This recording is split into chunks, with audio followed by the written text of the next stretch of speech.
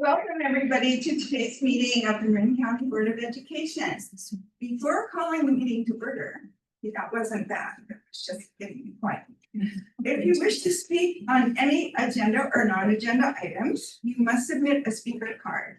And the cards are located at the table immediately outside our boardroom. Speaker cards must be submitted prior to the close of the public comment portion of the agenda item for which you'd like to speak. In the event the board has a large number of speakers on one or more items, the board president reserves the right to limit each speaker's time for public comment to accommodate more speakers. Okay, I will call the meeting to order. Okay, roll call. Joe Sartori. Here. Marilyn Nemser. Here. Vito Pan. Cindy Johansson. Here. Curtis Robinson. Here. Patty Garbarino. Here. Nancy McCarthy. Okay. We were going to have a closed session now, but to do an inter-district appeal, but the family has withdrawn its request, so we'll move on to public comments. Did we approve and adopt the agenda? Oh, yes, I am confused today. Thank you.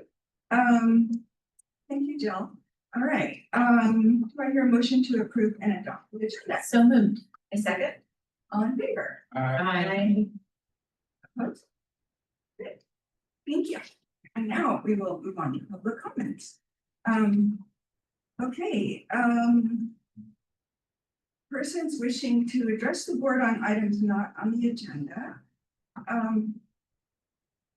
Okay, the board will now take public comment on non-agenda items. Each member of the public shall have 2 minutes to address the board. As a reminder, the Brown Act does not permit the board to engage in a discussion or to answer questions about members not on the agenda. Accordingly, members of the public should not expect the board to respond to concerns and questions raised during public comment. If a comment pertains to a personnel matter, we ask that members of the public go through the appropriate administrative channels. We urge members of the audience to keep in mind that we're an educational agency, and as such, we strive to be an example to our students. We ask members of the audience to express their views with civility and to respect the right of others to express divergent views. In the unlikely event the meeting becomes unruly, the board reserves the right to recess the meeting and return once order has been restored. Please observe your time limit of 2 minutes so that as many members of the public who wish to speak may be allowed to do so. Thank you. Do we have anyone that would like to make a public comment at this time? Yes, President Nemser, we have 2. First is Damien. Okay, Damien.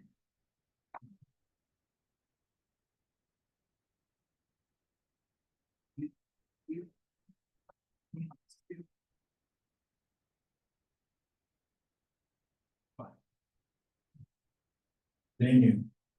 Tam High graduate in 1992. And guess what? Tam High is in the news again. But why would I come here and repeat myself, as was said by the board? Me changing word policy of me repeating myself. The incidents that Tam keeps repeating themselves. Gross racism, a lack of leadership. Tam High School in the news every month, at this point, every week. John Carroll, on your campaign trail, you quoted you would step in and help. Yeah, they have a board. You're shaking your head. You may have sent some emails. But how about open discussion, open ideas, coming together as a community in your leadership role, as you said on the campaign trail over and over again. You stated that more than any other thing, because education is working for white students. So why would you quote that? So you quoted you would step in and help in your leadership role, but you haven't. Besides maybe a few secret emails. Again, I will say, as you smile, smirk, I like it, that Marin City, the families at some point will have the right lawyer in place to sue this board, that board, and every other board possible. The numbers and the data in this district is worse than any other district in California. We are on the news more than any other district in California. Pure racism and complicit behaviors by this board and other boards. And the day is gonna come. I look forward to it. When lawsuits are so deep in your laps, you can barely walk. Thank you. Vicky, we have another speaker? All right, second speaker is Ava. Okay, thank you.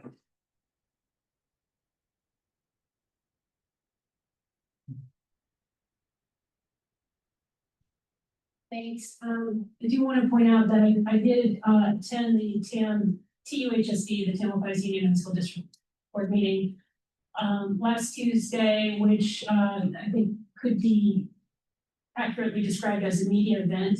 You had every local news station there, KTVU, KRON, KPIX, and the other guy, ABC. So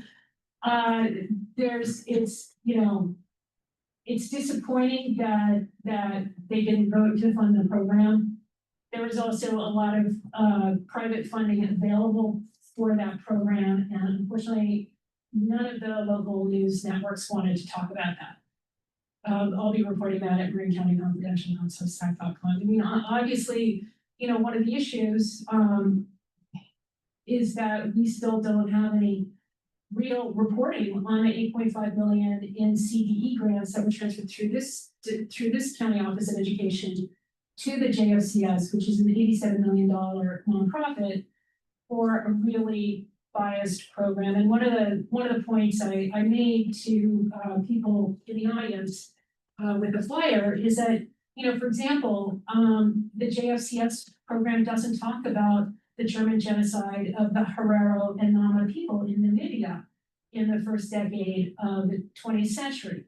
And that genocide of African people in many ways laid the groundwork for the Holocaust in Europe that the Nazis engaged. But there are many, many Holocausts.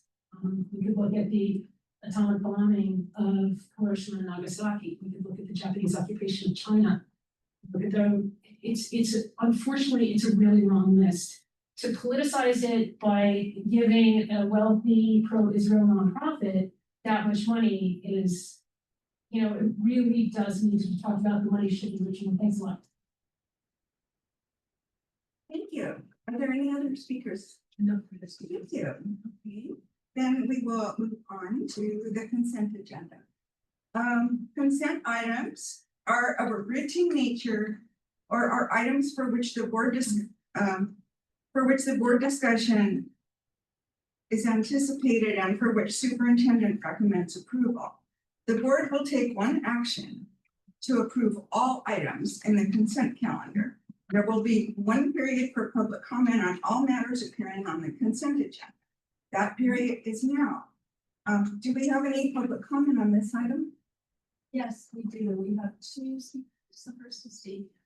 Okay, No, I'm sorry. That's his bit. That's six. No, I'm sorry. It's Eva. Yeah, I get a pass on this one. I'm sorry, Ava, Yeah, I get a pass on this one. I didn't hear your answer. President answer, she said she will pass. Oh, okay, thank you. So no other speakers? No other speakers. Okay, then do I hear a motion? Move approval. A second. All in favor? Aye. Okay. It's approved. Any changes?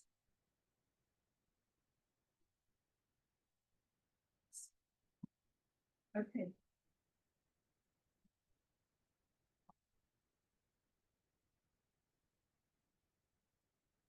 Okay, Marin County Superintendent of Schools reports. Thank you.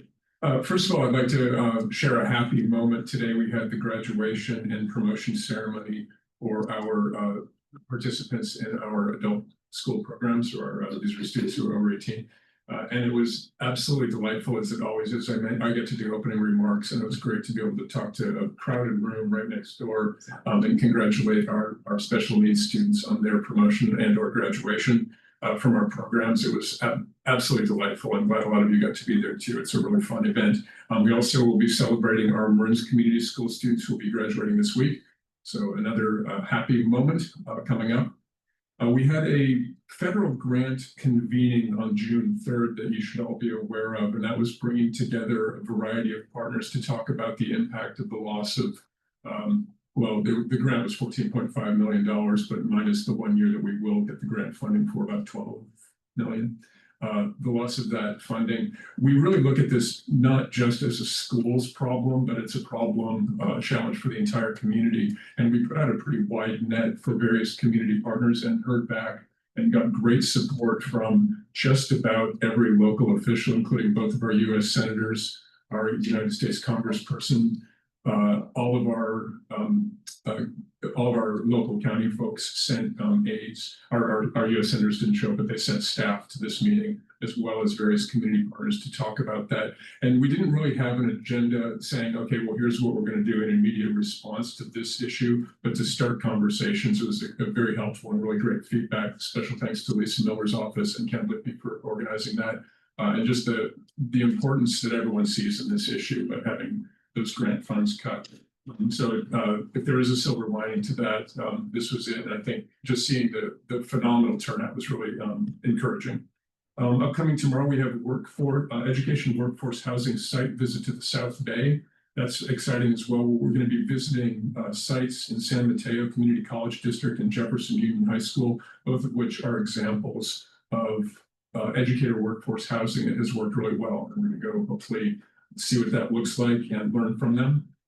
Summer academies coming up at College of Marin. Over 500 students, high school students, have applied for these summer academies. 300, there's room for 300 in 10 different academies beginning on June 16th at the Kentfield and at the IBC campuses. So that's healthcare occupations, game design, entrepreneurship, AI and graphic design, STEM careers, public safety, leadership and education, and career exploration. We know that career pathways and career opportunities are the thing that keep our older kids in school, keep school relevant. So we're really excited that that's being offered. And also due to overflow, extra interest in the program, additional business academy at MCBE will be starting, regular MCBE will be starting July 7th, taught by our own Jesse Madison. Jesse's in the house. Thank you for stepping up to do that. Marin County Career Explorers is going to be happening again this year from June 16th through 18th and June 20th. That's a training at the Marin County Office of Ed. That includes 55 high school students from around the county and staff, internships through the first week of August 2nd, and then at the Marin County Office of Ed, all around project management toward school safety and with health safety and support department. So lots going on for our young people this summer. We will have our July meeting of this board at Walker Creek Ranch on July 8th. And I'd like to conclude this by mentioning the retirement again of two people who we've had a lot of celebrations for, Ken Lippy and Mike Grant. We had a really nice dinner last night for them. I won't say too much, but I just wanted to point out to the board that we will be missing them. They are both scheduled to retire at the end of this month. And my personal thanks goes out to them for their mentorship, friendship, and collegiality for the last couple of years. We're going to miss you guys. I think we're ready to move on without you, but keep your phone nearby just in case. All right, and Mike's not with us today, is he? Where is he? In plain sight. So anyway, there have been a few celebrations lately for these two people because they've touched the lives of so many individuals and so many constituencies. That to see this celebration of two people who really saw their work more as a vocation, something that's beyond a job. But also didn't let it dominate their lives to the point where they feel uncomfortable retiring. So congratulations to both of you, and much success, as much success in retirement as you've had during your careers. That's all. Thank you. Okay, let's move on to item 6.2, declaration of need. Janelle Campbell. Oh, we have a couple. Okay, do we have public comments on the superintendent's report? 6.01, we have two, the first is Amy. Oh, excuse me. Okay, Janelle, on hold. Thank you.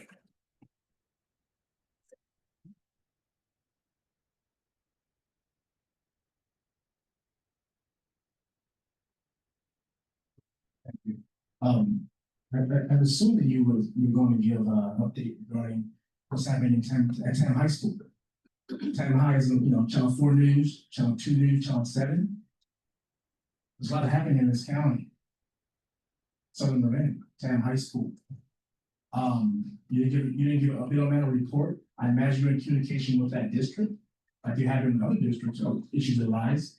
So what do you have to say about the district and your leadership? How are you gonna help guide them to do better? Just gonna keep shaking their head.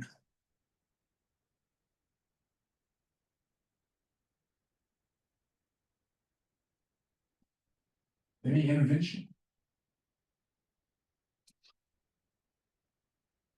How you doing, Chris? On your campaign trail, I think it's your district, in your campaign trail, you mentioned, you talked about it often, about helping the underserved, the kids that are falling behind the grades historically and today. What better time than now?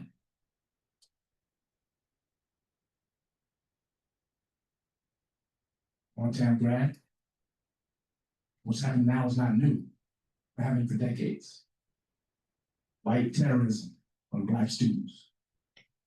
From students, staff, leadership, superintendents. As you know, Ed code was changed because Black students were suspended at alarming rates. I saw it. You spoke about your campaign trail. What are you gonna do about it? What are you doing about it? I'm repeating myself. I'm gonna continue as long as God allows me to wake up in the morning. I'm gonna continue to repeat myself. Because the issues at Tam High are repeating themselves. Ongoing racism, not from just students, from staff on up.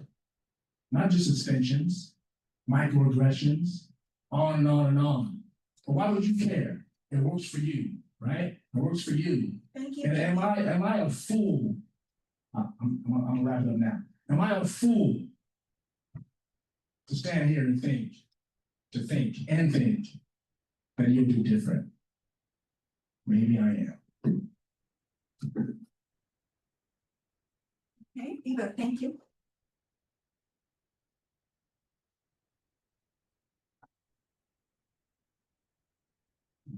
Thanks, Erica Santi. I did just want to say briefly, one thing I noticed that came out from the Tam Union High School District Board meeting last Tuesday was that there are no Black teachers at Tam High, and I thought maybe I could combine these remarks with the declaration of need. I was very surprised by that. When I was a student at Tam High, the Black student population was, more in line with the US population. The US Black population, and now it's really, really small, and that just reflects what's happened, especially in Lane County. But not having a Black teacher, that's a big gap.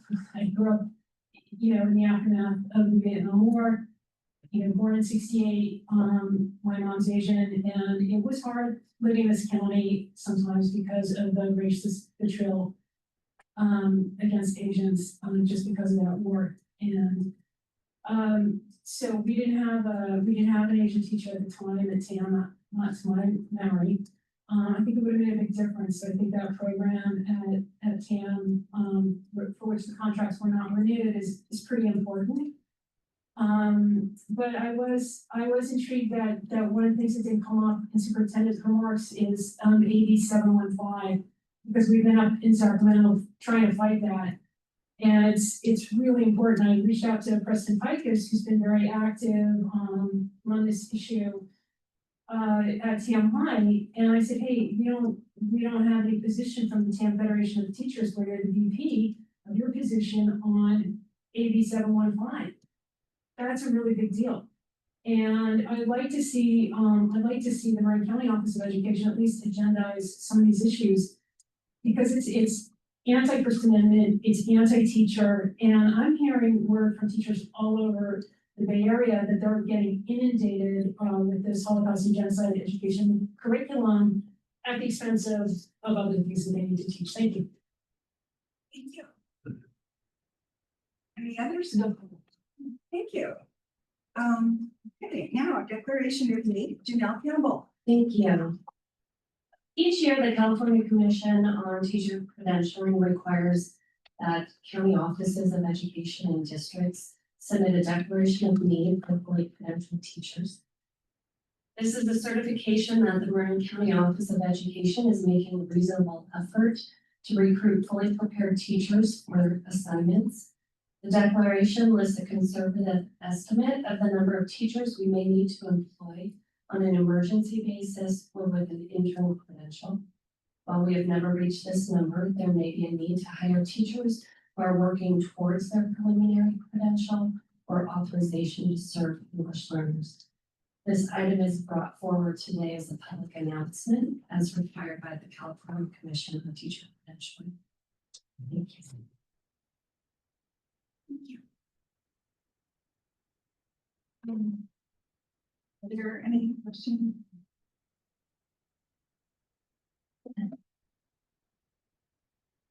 Okay, thank you. We'll move along to, we have 3 public hearings. I'm sorry, I thought I had, Comment on 6.02, that's Damien. okay. I'll get it before the meeting. It's okay, we're patient. We're teamwork. Thank you. Declaration of need, middle school and this school district and around the nation. As you heard the previous speakers talk about, Black teachers. When I went to Bayside Martin Luther King in the 80s, I would say 40% of the staff were Black, which was helpful. But as a child, as a 6, 7-year-old, I didn't care what the teacher looked like. I just wanted to feel like I was, felt loved, felt appreciated, felt respected as a 7, 8, 9, 10. And I did. But did I get a rude awakening at Tam High School? Oh, damn. Oh, wow. Tam High School? It's like the opposite of my middle school, elementary school experience. Tam High School was a war zone. So there were no Black leaders on campus. Tam High School was a war zone to get rid of all the Black students, throw you into low performing classes, literally put you on, Miss Foster knows this because she's teaching in that world, put all the Black students in low performing classes. You will not go to college. And the few that are left, suspend the hell out of you till you get expelled. Which is why ed code has changed. But after you do damage for decades, right? Declaration of need. How do you, if you give a damn, as a community, as a county, how do you attract more Black staff members? And I think about that. I said, well, you want to do better. Why wouldn't you? But damn, maybe you don't, because it works for your neighbors. It works for you. It works for your neighborhood. It works for white people. So I wonder, do you want to do good? Am I a fool? I'm going to wrap it up with this. Am I a fool to think you want and will do different? I'll leave you with this. I think I am. Lawsuits, Mr. Carroll. Thank you. Vicky, any other speakers? No. Thank you. Okay, great. We'll move to our public hearing. 7.01, 2025-2026 Marin County Office of Education's Marin's Community School, Oracle Independent Study and Loma Alta Juvenile Hall, Local Control and Accountability Plan, including the 2025-26 budget overview for parents. Laura Trahan, Katie Foster, and Marie Brown, and we're opening the public hearing now. So, okay. Hi, good evening. Thank you for letting us present to you in the true spirit of teamwork. We have the 3 of us here representing the facets of what goes into make this plan. So we have program, business, and then education services just sort of wrapped around the outside of that. So the first thing we're going to do for this presentation is we're going to give you an overview and the basics of our LCAP, a little bit about the California Accountability System, your role as it relates to our LCAP, and then we'll go deeper into what you're actually seeing within that very lengthy plan. And the plan in and of itself is in a template that's required by the state of California. We can't deviate from it.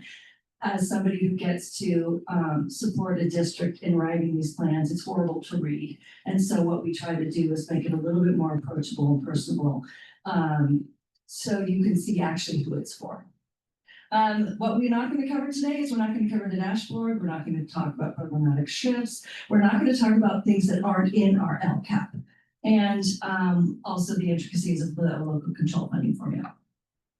So we're going to start with a little bit of history and overview. As you can see there, the LCFF was signed into law in 2013 by Governor Brown. It essentially, in addition to those bullet points, what it does is it allowed for districts to be considered experts in what is needed for kids. Prior to this formula, funding was distributed in a very deliberate, very categorical, very restricted way. The LCFF and the change in the legislation really allowed for greater flexibility for districts to say, we know what our kids need. And it also commands an emphasis on equity. So the entire plan is really based upon what do kids who need more to get the same need.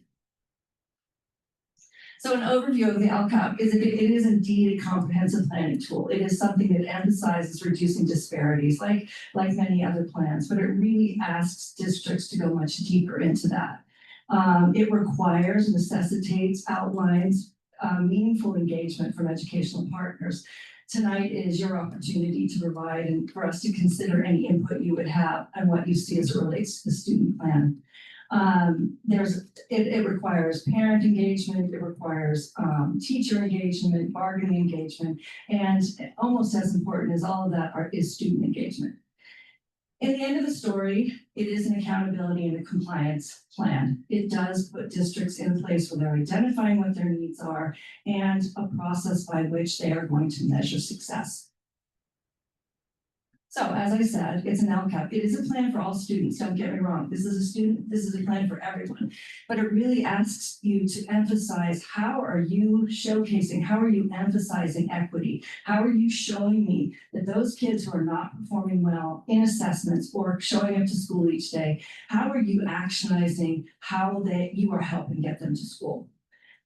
It is the district narrative. It's a great story. I get to read 17 district narratives, including ours, and it does tell the story of what's important to the district. It is updated annually. It's a 3-year plan that you must look at annually. It's community driven. As I mentioned, it's grounded in a lot of educational engagement. And I would say that our school probably, I'm a little biased, but probably has the highest level of engagement that I see in most plans. Excuse me, it is an accountability system. As I said, it tracks growth. There's budget alignment. So unlike many other plans, there's an action or goal, and you can't have that action or goal without answering the question, first of all, what is the need and how are you paying for that? So it's a very responsive plan. And again, it's locally controlled, which is what you want in a plan, as opposed to the state telling you this is what you need to spend your dollars on. So how is the COE plan different than a district plan? And the end of the story, that they are saying in that it's a plan that tells the story of a district. MCOE's plan or COE plans across the state are different because it's really focusing only on the students that are in juvenile court schools and county community schools or Marin Community School. And that's actually going to be showcased by Katie in goals numbers 1 and 4, excuse me. The second aspect of this plan, where it's a little bit broader, is our responsibility as a county to support foster and expelled youth, and that shows up in goal number 5. And a district plan really is very specific to only those kids that live within their district boundaries. And again, it tells the story of the district. If you were to sit the plans next to each other, they all have goals in academics. They all have goals in social emotional. There's probably a maintenance and operation goal in there, but they're very different. So again, an LCAP, it lists goals, it defines the metrics, it details the actions that we're going to go along with that, and it tracks the expenditures and how you're funding it. Are you doing it capriciously? Are you paying attention to it? Are there material differences, etc.? I'm gonna touch on this piece briefly, just because it's important. The LCAP is part of an accountability system. It's called the California Way. So the California Way starts with an LCAP. You create a plan. And that plan is built upon by stakeholders across your community that are defined by state as well as what is deemed important by the educational program. It's measured by priorities. So these are the way in which the state says that we must measure the success of this plan.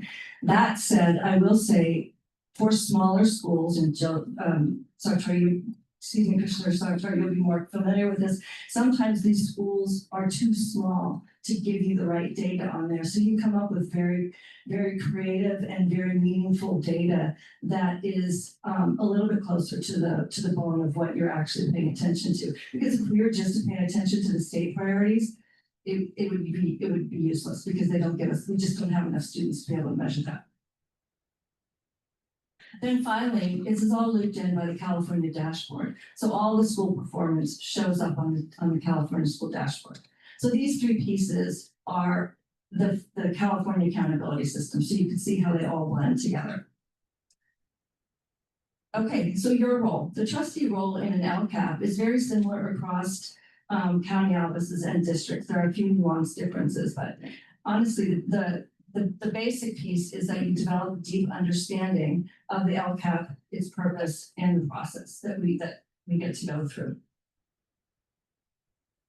With district staff, it supports the goal. You get to support the goals of what we do, and encourage and participate in the ongoing engagement of educational partners. And then serve as communicators and advocate with educational partners about the LCAP. So this is just your responsibility sort of to pay it forward and be knowledgeable of what our plan looks like. Okay, so here's the beginning of our plan. Just so you know, again, I told you the template is awful to look at. Essentially, what you're going to be looking at is two pieces that combine into one plan. The first piece of it, is the budget overview for parents. So that you're going to see what pieces or what revenues are in our plan and what is not in the plan by statute and code. And then the second part of it is really just both the annual update. So we're now in the year 2. We're about to go into year 2 of a 3-year plan. So we're looking in the rear view. How did it look? Because in order to go forward, you need to see what happened just behind you. So the two parts of the plan are the annual update and then the actual plan itself. All right, Bree. Well, this is my only slide, so I want to try to make it exciting, but it's not that exciting. So what Laura said earlier about actions is that all actions are accompanied by how are we going to pay for that.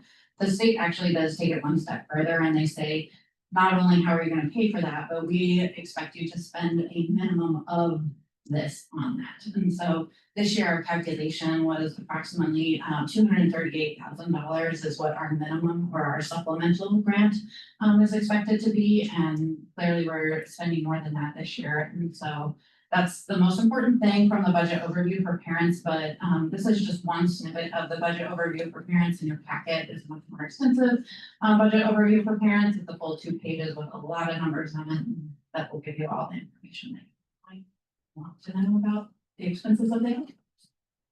That was my exciting one. We're talking about the one piece, the narrative about what's not in plan. Of the budget overviews and that piece. Okay. Hi, okay. Hi, you hear a lot about this school and these programs because it's a big part of what this organization does. And Laura was saying the LCAP tells a story, but I would say that it doesn't tell the story except on paper.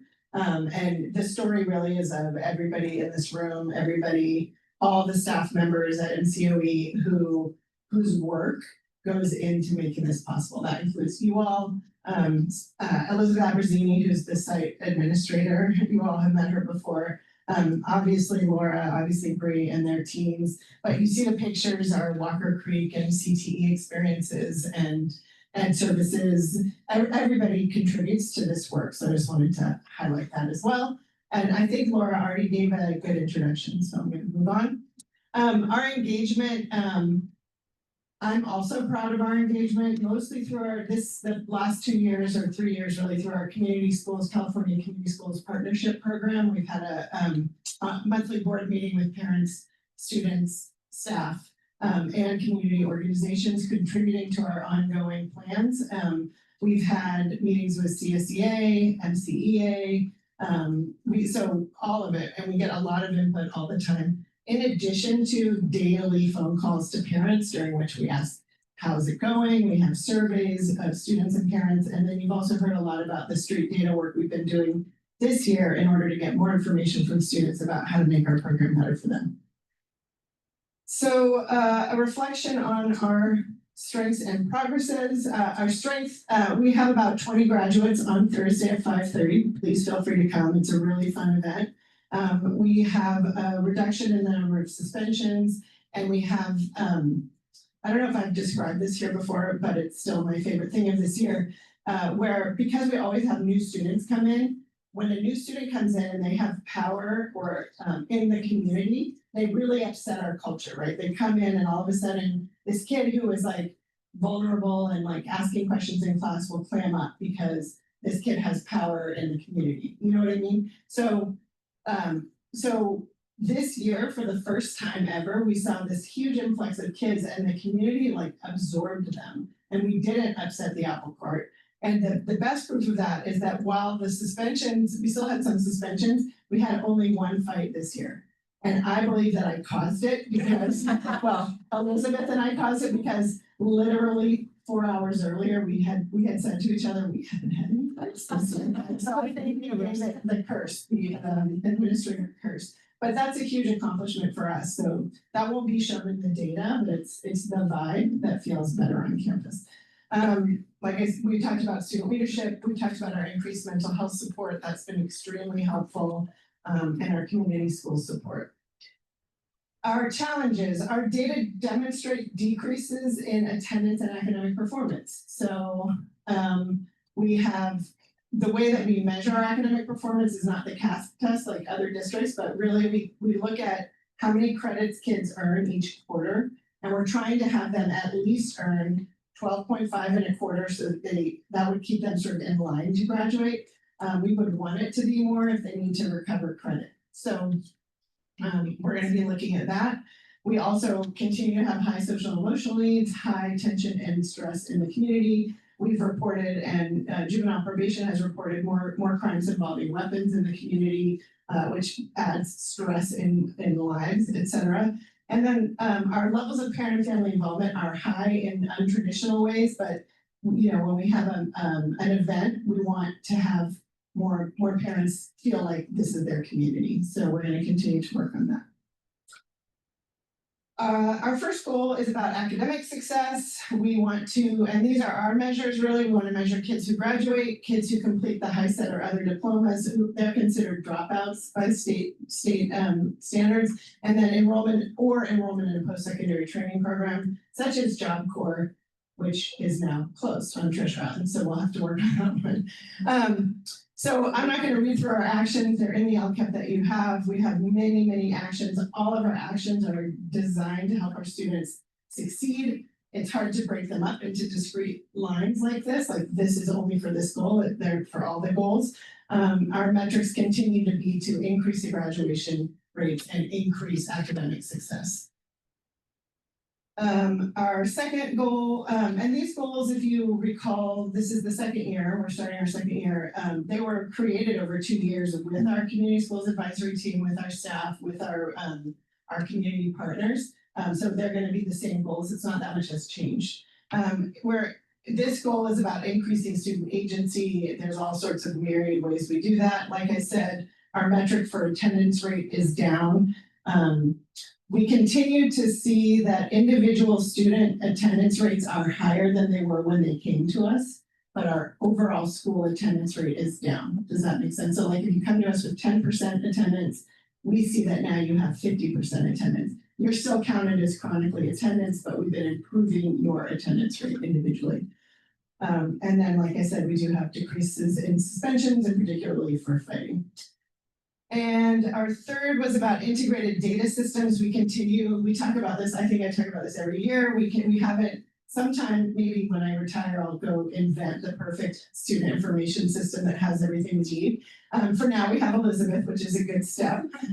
So we've been really trying to learn this year. This goal is about learning to use Aries so that we can report better and so that we can get better information about what students are accessing our supports, how and why are they accessing our supports, et cetera. This was what's called a focus goal. So this will actually go away.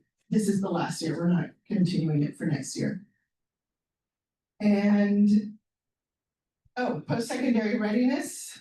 I don't even, this is the equity multiplier. This is the equity multiplier. Long day. Equity multiplier, so we qualify for a little bit of extra money. All alternative education schools seem to. Ours is for stability rates. We have, they look at the rate of the students you have at the beginning of the year and how many of them are with you at the end of the year and how many new kids do you have. Ours is by definition of our program is always going to be very high. So this is funding that we will look at least for the foreseeable future, we will continue to have. What we were using it for this year was specifically for English intervention. So pulling kids, doing diagnostic tests, and then giving them explicit instruction. And then what we added this year was we sort of broadened the goal. So instead of just saying the goal is reading and math, we're saying the goal is actually success in whatever's next. Because what we see is across the state, when a student leaves an alternative education program, specifically a juvenile court school or a county community school, that they disappear at higher rates. They don't get taken into their new school they could be out there, unaccounted for several months, et cetera. So we are actually going to designate a portion of an administrator to do that work so that we ensure that the kids' transition happens. She's also the person that does the English and math intervention. So really it's like a big warm wrap around those kids who are really transient to make sure that we don't lose them and to make sure when we do have them, they're getting the most targeted support that they can. Goal 5 is you. Yes, goal 5. This is, again, as I referenced earlier, this is the goal that as a county office, we help support all foster youth across the county as well as coordinate the expelled youth program. And so we do this through data sharing and tracking. There's a data system that we use that's a statewide data system that any foster youth that moves throughout the state that we can keep track of. Social, emotional, and trauma-informed practices in the areas of professional development, and those are typically provided to educators as well as administrators across the county that have foster youth. We've actually also provided a number of these trainings for parents as well, foster parents. And then there's also direct tutoring support, which we typically don't do a lot of direct support with students, but in this particular grant, we are able to provide direct support in the form of tutoring. And then creating transportation plans across districts. Students who are in foster care have the right to stay in their the school. They get moved around a lot, and so this ensures that they have the ability to, if it makes sense, to stay in that place where they were in school just before. So, and that's it for 5.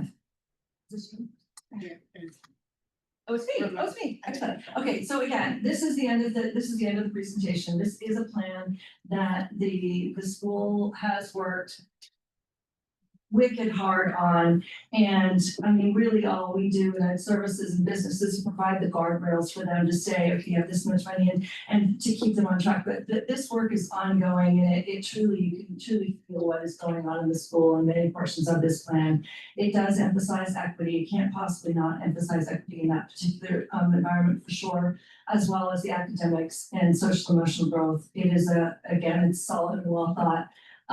It connects students to meaningful opportunities to engage in the world around them, which is, as Katie's mentioned, that some of these kids have not really felt connected to much or been successful at much. And so this is really a program that's connecting them back to how are we helping you through life? It's flexible. It is a 3-year plan.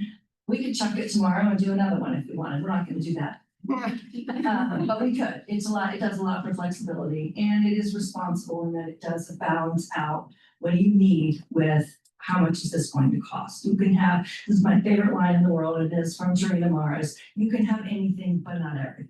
So, and this really isn't that, this plan really emphasizes that. So again, it's written by a few and acted and put into place by many, and just a thank you to everyone that's involved.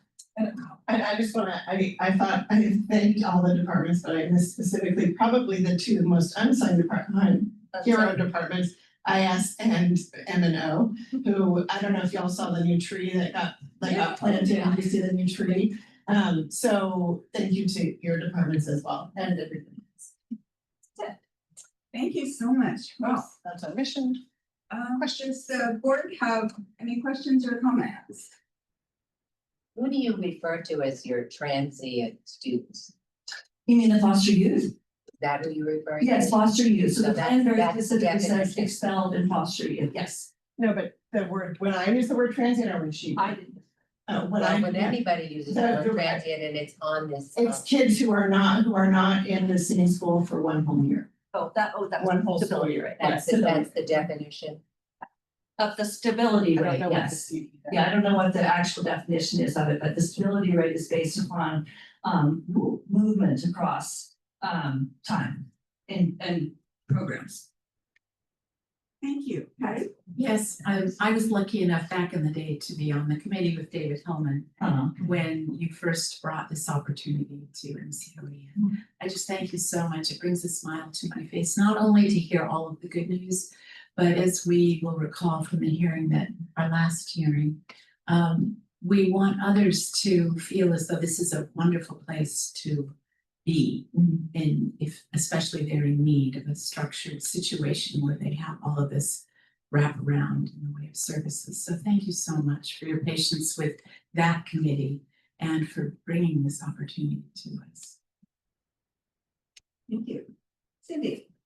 I also just want to cheer you on, keep going. It's so exciting to watch the progress over the years. And I absolutely agree with Patty that I feel like there's this story blooming next door that more of Marin County needs to know about. So we need to figure out the way to highlight, some of the examples of students, and especially encourage others in Southern Marin who might consider this as a school. We've heard that, there's potentially like a reputation question that everything you're sharing, that's that idea, so.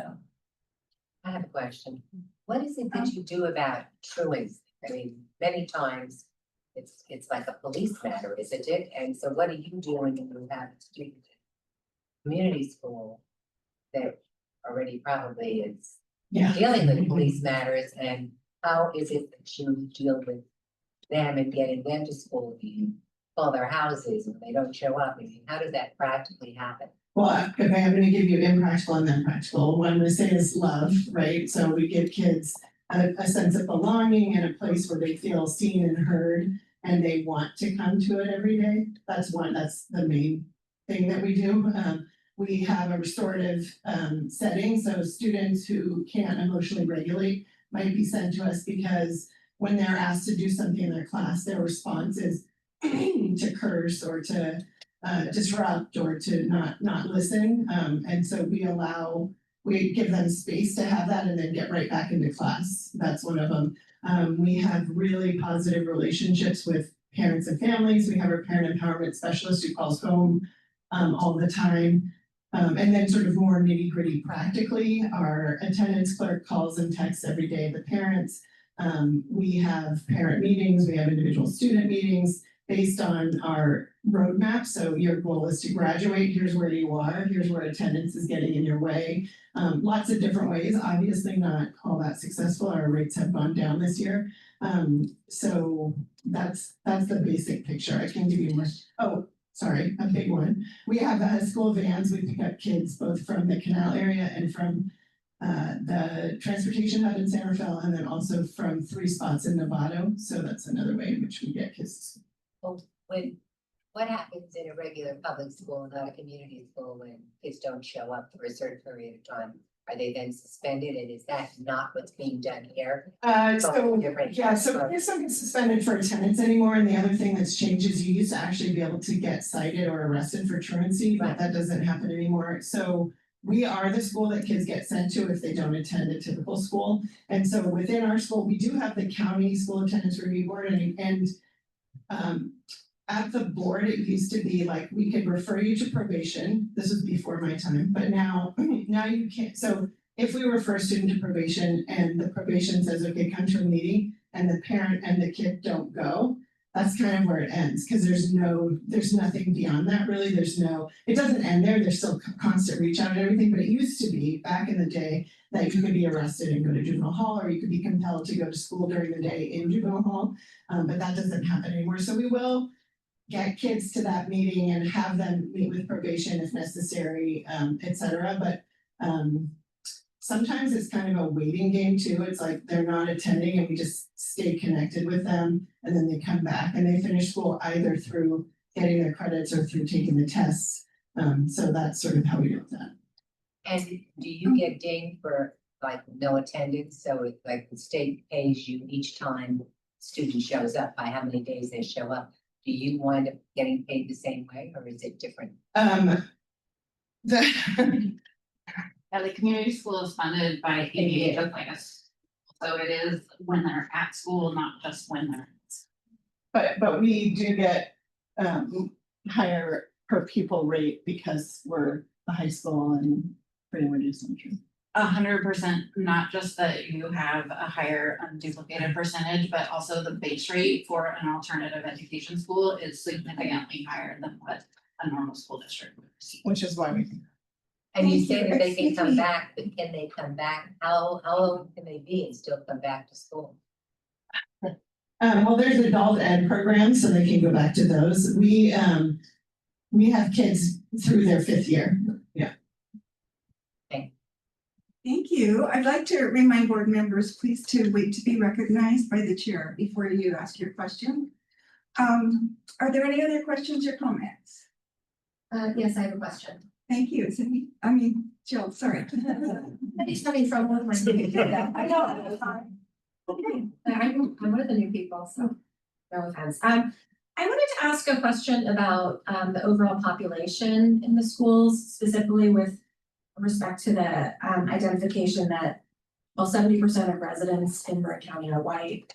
83% of the students here identify as Latinx, 1% is Asian, 10% is Black or African American, and only 11% identify as white. So does that suggest that Black and brown kids' needs are not being met at other schools in Marin County, so they end up here? And how is the LCAP addressing that, and are funds being assigned to work with district partners to address the disparity with respect to the nationality? I can't speak to, well, I can't. What I can say is through the instructional, the ILT, through various county, the superintendents meet, the ed services people meet, like we talk about data all the time, and the marginalized students and the students who aren't being served in Marin County. We make plans specifically addressing those kids. Because we have such a high number. So at my school, we've made a really concerted effort to hire staff of color. So we have over 70% staff of color, over 50% of our staff speak Spanish. We celebrate diversity and inclusion at every turn. So that's the gist of what we're doing, like in terms of specific countywide programs, but I'm gonna. Yeah, I think what I would echo is we have networks. And one of the networks is the Innovative Learning Team, and these are the curriculum leads and some superintendents. And I would say for the last several years in particular, everything is sort of marked by COVID, but in the last several years, the emphasis has been on how do we, aside from what we have to look at, based upon what the state says, CASP, LPAC, et cetera, how do we get closer to understanding what is getting in the way? Why are students of color being suspended more? So this also gets into, some of our work that we do with districts, and we did some work with Shoreline on this, where we're having them look closely at their own data and come up with their own ideas and conclusions about what's going on here. And some of this work is very deep. So we're pulling up suspension data, having teachers and principals sit together, look at their data and giving them a protocol that says, what are you seeing here? And it's getting them to see, oh, well, look at that. That's a disparate rate, isn't it? We do have a higher percentage of students of color that are being suspended for disruption or something like that so it really is a lot of the process that we go through is getting districts to do what they always want to do, just give them more opportunity to do that. So these are all amazing educators, but this process allows them to stop time a little bit and really look at data at a level where it involves many, so not just administrators, it involves teachers, it involves board members, so. As a result of that process, have you seen a decline in suspension of Black and brown kids? You know, in some districts, I would say, we don't have the actual data yet. What I would say is we have a definite increase in awareness. And I would say that post-COVID, everything's a little odd. The suspension rates right now for all students are quite high, regardless of color. And so districts are looking more closely at who are they suspending and why. But I would say that they are seeing more promising results.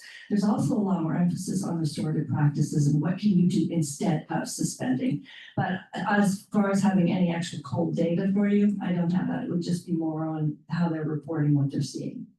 But COVID really set people on their ear. I also want to add, obviously this is my work and I get up every day with the belief that schools can make a difference and schools can't make the only difference, right? So I would say MCOE doing things like I just turned myself on, I'm done. The housing work that Ken's doing, the leadership in the pandemic to make sure that kids, especially kids in poverty, get back to schools. Like there's all sorts of ways in which MCOE is supporting especially the most marginalized people in order to get them to school, but it is a systemic problem, for sure. Thank you. Are there any more board questions or comments? I just have a question. Wait. So I understand that our plan right now is a 3-year plan and on its 2nd year. Did I hear it correctly or incorrectly that do we plan to continue this or do we plan to continue it after the end of Yes, the idea behind it is that it's a 3-year plan and it continues. It's a rolling plan. So it allows for flexibility, allows for you to change it. But the idea is that, I mean, imagine creating a plan and then allowing that you have the freedom to create 3 years out as opposed to 1 year. So it really gives you more of a chance to have the vision of what you're trying to shape. So Thank you. Thank you. Okay, any more board comments or questions? Okay, are there public comments? There's one public comment for 7.01 and that's Okay.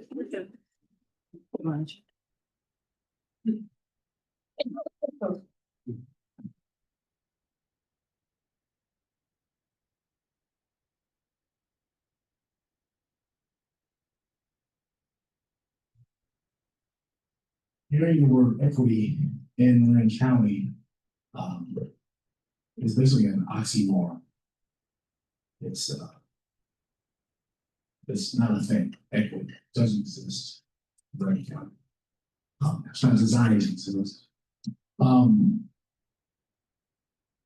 I have experience with LCAPs because, as you know, in Lynn City, the school district also was segregated and the state stepped in, right? So LCAP was a big thing in Lynn City. The school district, Sausalito community came together with dozens of people. People were excited. I was quite excited. It was new. LCAP, what the hell is that? You know, I dug in. What's changed? I don't know. Not much. But I asked MCOE this, the leadership. I heard someone, I'm not sure it's my friend here or behind me, you mentioned that you read all 17 LCAPs. Is it on the state to regulate how the districts work in their LCAPs? Or is it on MCOE to say, hey, you've done something wrong, you're not doing anything wrong, or is it on the state? Is it on the community to go to these meetings and go with no expertise and go, this is not working, you're not doing your LCAP right? Or is it on you, or is it on the state? I don't know, it's a serious question. Because things haven't changed, I want one more statement, dang it. Oh, so hope I get a response for that, I know you have discretion to respond. My last statement is, the American Education Network of Education was not designed for Black and brown people to thrive. So as we sit here and state equity and all these buzzwords, oxymoron, it's not designed for me, for him, and for her, I put you on the front street, to excel. It's designed for white people. Thank you. Any other comments? So I can respond to my question on, okay? Maybe you have discretion to do that. Okay, if there are no other comments, the public hearing is closed now. That's piss poor, John. Say no, that's piss poor. Okay, so we are opening 7:02 is another public hearing 2025. President, Yes, is it possible for someone, you have to go to the public speaker after the meeting? Yeah. Clarify the question that he's asked. Certainly. Can we get into that? And again, I would invite Damon to come make an appointment and visit with me Okay. as I said in the past. He asked for his email, I would have the email. Thank you. Either way. thank you. Okay, 2025-2026 Marin County Office of Education Budget on Refuse Collection, Bree Brown. So I'm opening a public hearing now. For green, just a minute. All right, so this is a quick, how should I say this? We separate the refuge, budget just for, purposes of the board. And there is nothing exciting about this refuge budget this year. It went up about 1%. It's based on actual expected contracts. And our actual expected contract for this coming year is $51,200. Are there any questions about that? And that's for refuge where, just physically here. Yeah, it's just for MCOE's contract with refuse, because there is, a Form 700, I don't know how to explain that well, but. I understand that, I'm okay. just wondering, that's just for this building? That's for MCOE as a whole. So the budgets we're gonna talk about today and in the next hearing are gonna be for MCOE as a whole. So that includes this building, MCS across the way, Walker Creek Ranch. It includes anywhere where we have satellite buildings, where we have maybe some special ed programs across the county. So it's MCOE as a whole. Is there any other refuse operation other than Garbarinas? I In sanitary, am not aware of any. have there been any effort to find any? I have not received any requests for interest in that from any companies. It just depends, where the building site is. If the building site is. It's like, if you're in Southern Marin, it might be Mill Valley Refuse. It wouldn't be Marin Sanitary. Unless there's some special arrangement. If you're further north, then it's the Novato one is separate, so. It's not decided by us, it's not something we go out and look for contracts for. Why not? Because there aren't any others available in particular geographical areas, as far as I know. You've never looked into it? I said as far as I know, I think that speaks for itself.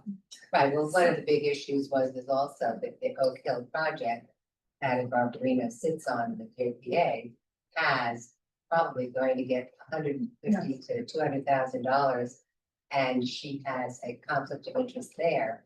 That was something that she had when she voted for putting herself on board. And that is something that is a concern for me, and I don't see where there's been any effort to find any other way of having this effect.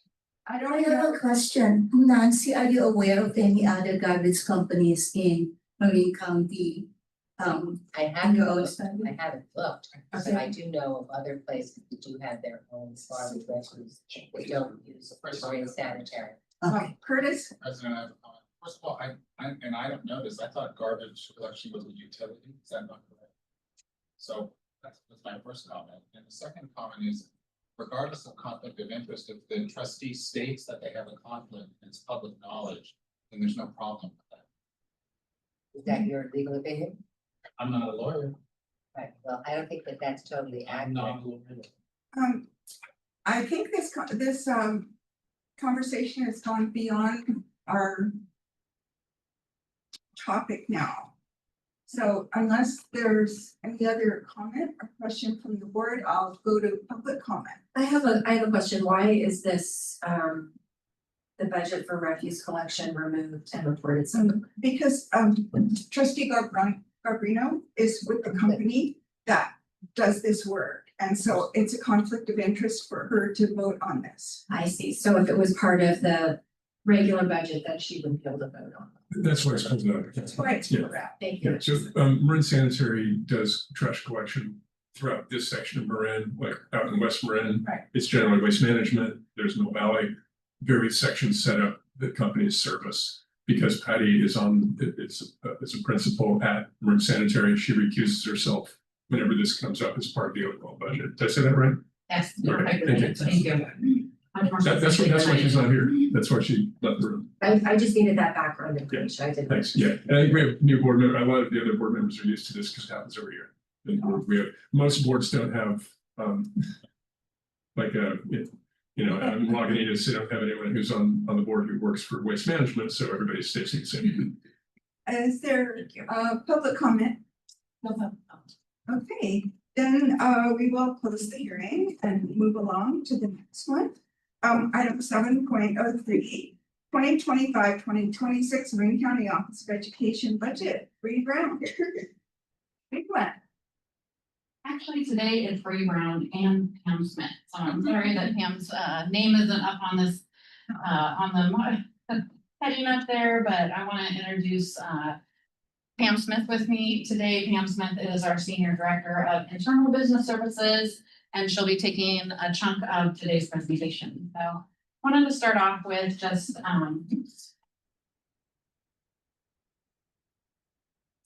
an introduction of our staff and a thank you to our team, which it consists of our business managers, Glenn Clapp and Savon Fitzgerald, and our administrative support, Carla Ziniak and Christina Delangelica.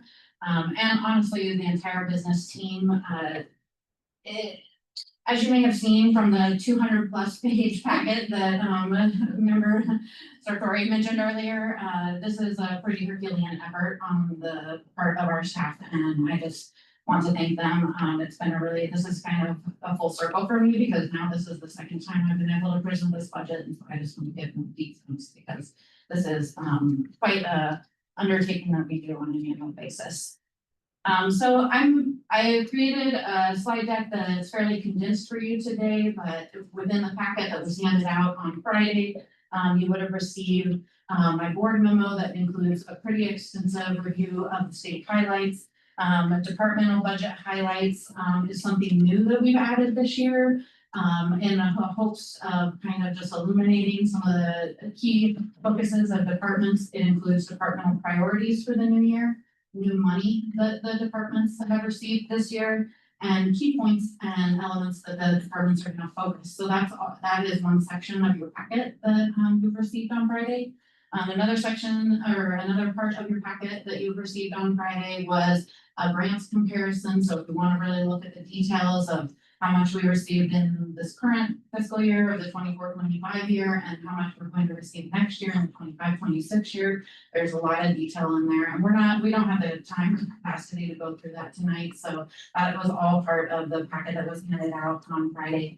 And then in addition to the full SACs, which is the standardized account code structure, which is something I've talked about a lot, I get kind of geeked out on a little bit. You also have some fund summaries and program summaries that hopefully I have some really great graphs if you're more of a picture person and you just want to see really quick, hey, this is what this is spliced out to. You can see that based on program, and that's the section right after the grant comparison. And then the very last section is actually your next section. If you'd like to go into depth on that, I would request making the appointment. That's that one's in a few minutes.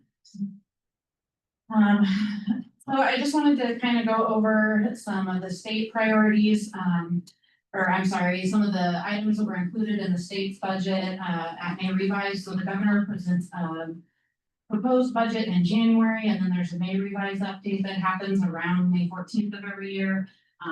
Continuing on, we have about a 2.3% COLA projected for the 25-26 year. The state is projecting approximately a $14 billion shortfall. And I would also like to note these numbers are all based on Friday, which was when May Revise was the most current item. And so I'm gonna skip over to the fact that yesterday, the state legislature came out with some updates to their response to the governor's May Revise budget. And what I want to focus on is the continuing support for the Learning Recovery Emergency Block Grant. That is continuing on, but it is not to be confused with the discretionary block grant, which I don't have a bullet here for, and we did not include in this budget. And the reason we did not include it is because the state was using that as a balancing factor. In January, it was projected to be about $1.8 billion. At May Revise, it was projected about 1.7, but we were concerned based on the information we were receiving from our government partners that this wasn't going to be stable or steady funds coming through. And I'm very glad we didn't include it in the budget, and we have not and will not, and have been recommending to districts, because yesterday when the legislature came out with their answer to May Revise, they dropped that to only $500 million.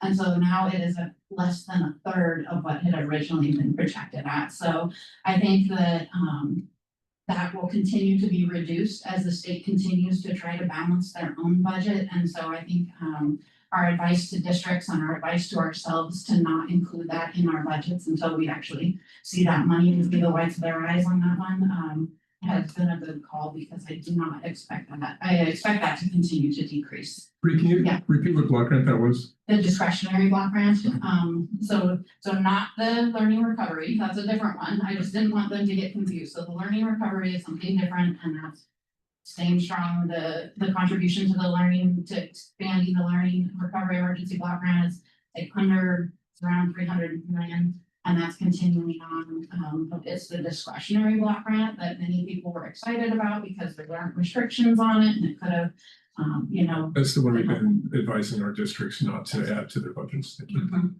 And so as of yesterday, it's been depleted down to honestly closer to a fourth of what it had originally been projected at, going from 1.8 billion down to 500 million. Just wanted to highlight that, and also it really kind of focuses on the biggest thing about budgets, which is by the time I print or post something, it's old, but it's a constant flow of information, and our goal is to constantly be updating this, and we're going to continue to update this budget. This hearing is for tonight to present to the board, and I've already met with the finance committee and reviewed this in depth. But we're going to continue through the 24th, our adoption day, to update this budget to make sure that it has the most accurate, the most current information, so that when you do get this in front of you on the 24th, that it is as close to accurate as we can possibly be. But I'm not gonna lie, by the time we get to the 24th, I'm gonna bet money there's gonna be changes, and then when the state adopts their budget, there will be some changes. But that's exactly why going throughout the year, we'll have a 45-day revision if there are material changes after the state adopts their budget.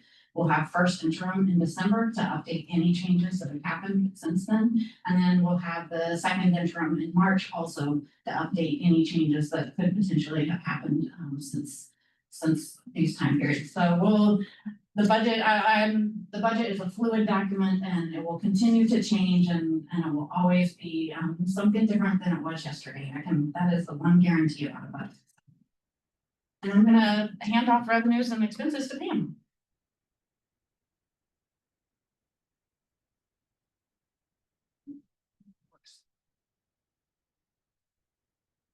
afternoon, everyone.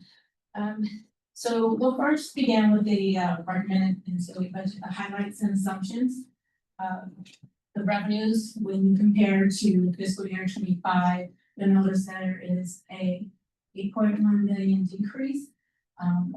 And within that decrease, we moved the one-time federal revenue, state and local grants. It's bulk of the decrease, but we also increased for the local control funding formula, 2.3% the cost of revenue adjustment and the property taxes in excess of the entitlement that are transferred to the state.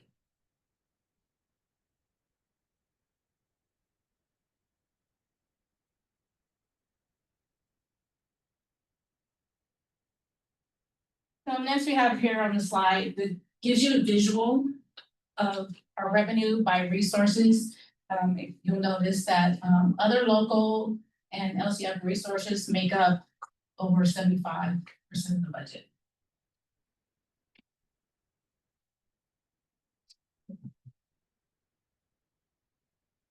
Also, what we included as part of our assumptions for the budget, when focusing on the expenditures, when compared to fiscal year 25, you'll notice there's a decrease of 13.8 million. In those assumptions, we have the California price index increase of 3.42%. The salary increase for those units that have settled for the year, year 2.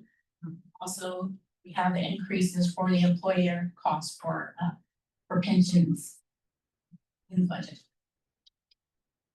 What you will not see in the budget, we've removed, and this is part of the reason for the decrease in the budget. We remove the expenditures for the one-time grants that are expiring and remove the carryover funding for fiscal year 25. And also we reduce the federal mid-year grant reductions that will be happening in this fiscal year. We've also included the facility maintenance projects for next year.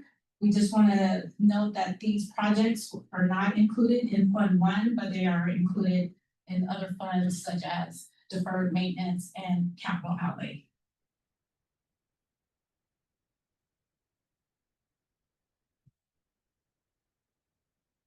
Again, we have a different visual to see how it's broken up. Our expenditures for area of service. You notice that student services and district services make up about 80% of our budget for expenditure.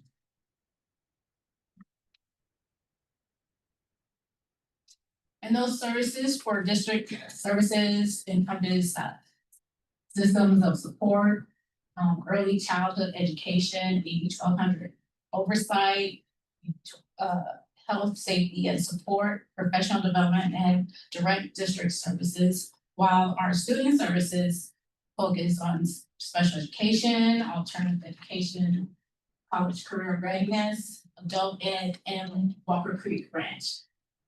And to note with Walker Creek Ranch, they do provide student services, but just want to add that that is in a different fund and not in Fund 1.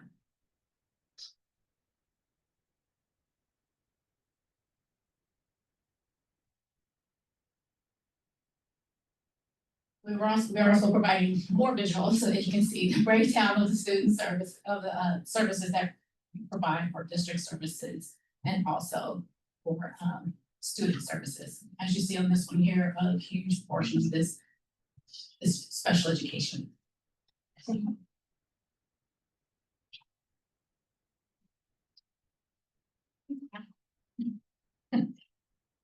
So one of the things Pam went through, one of the first visuals, and I'm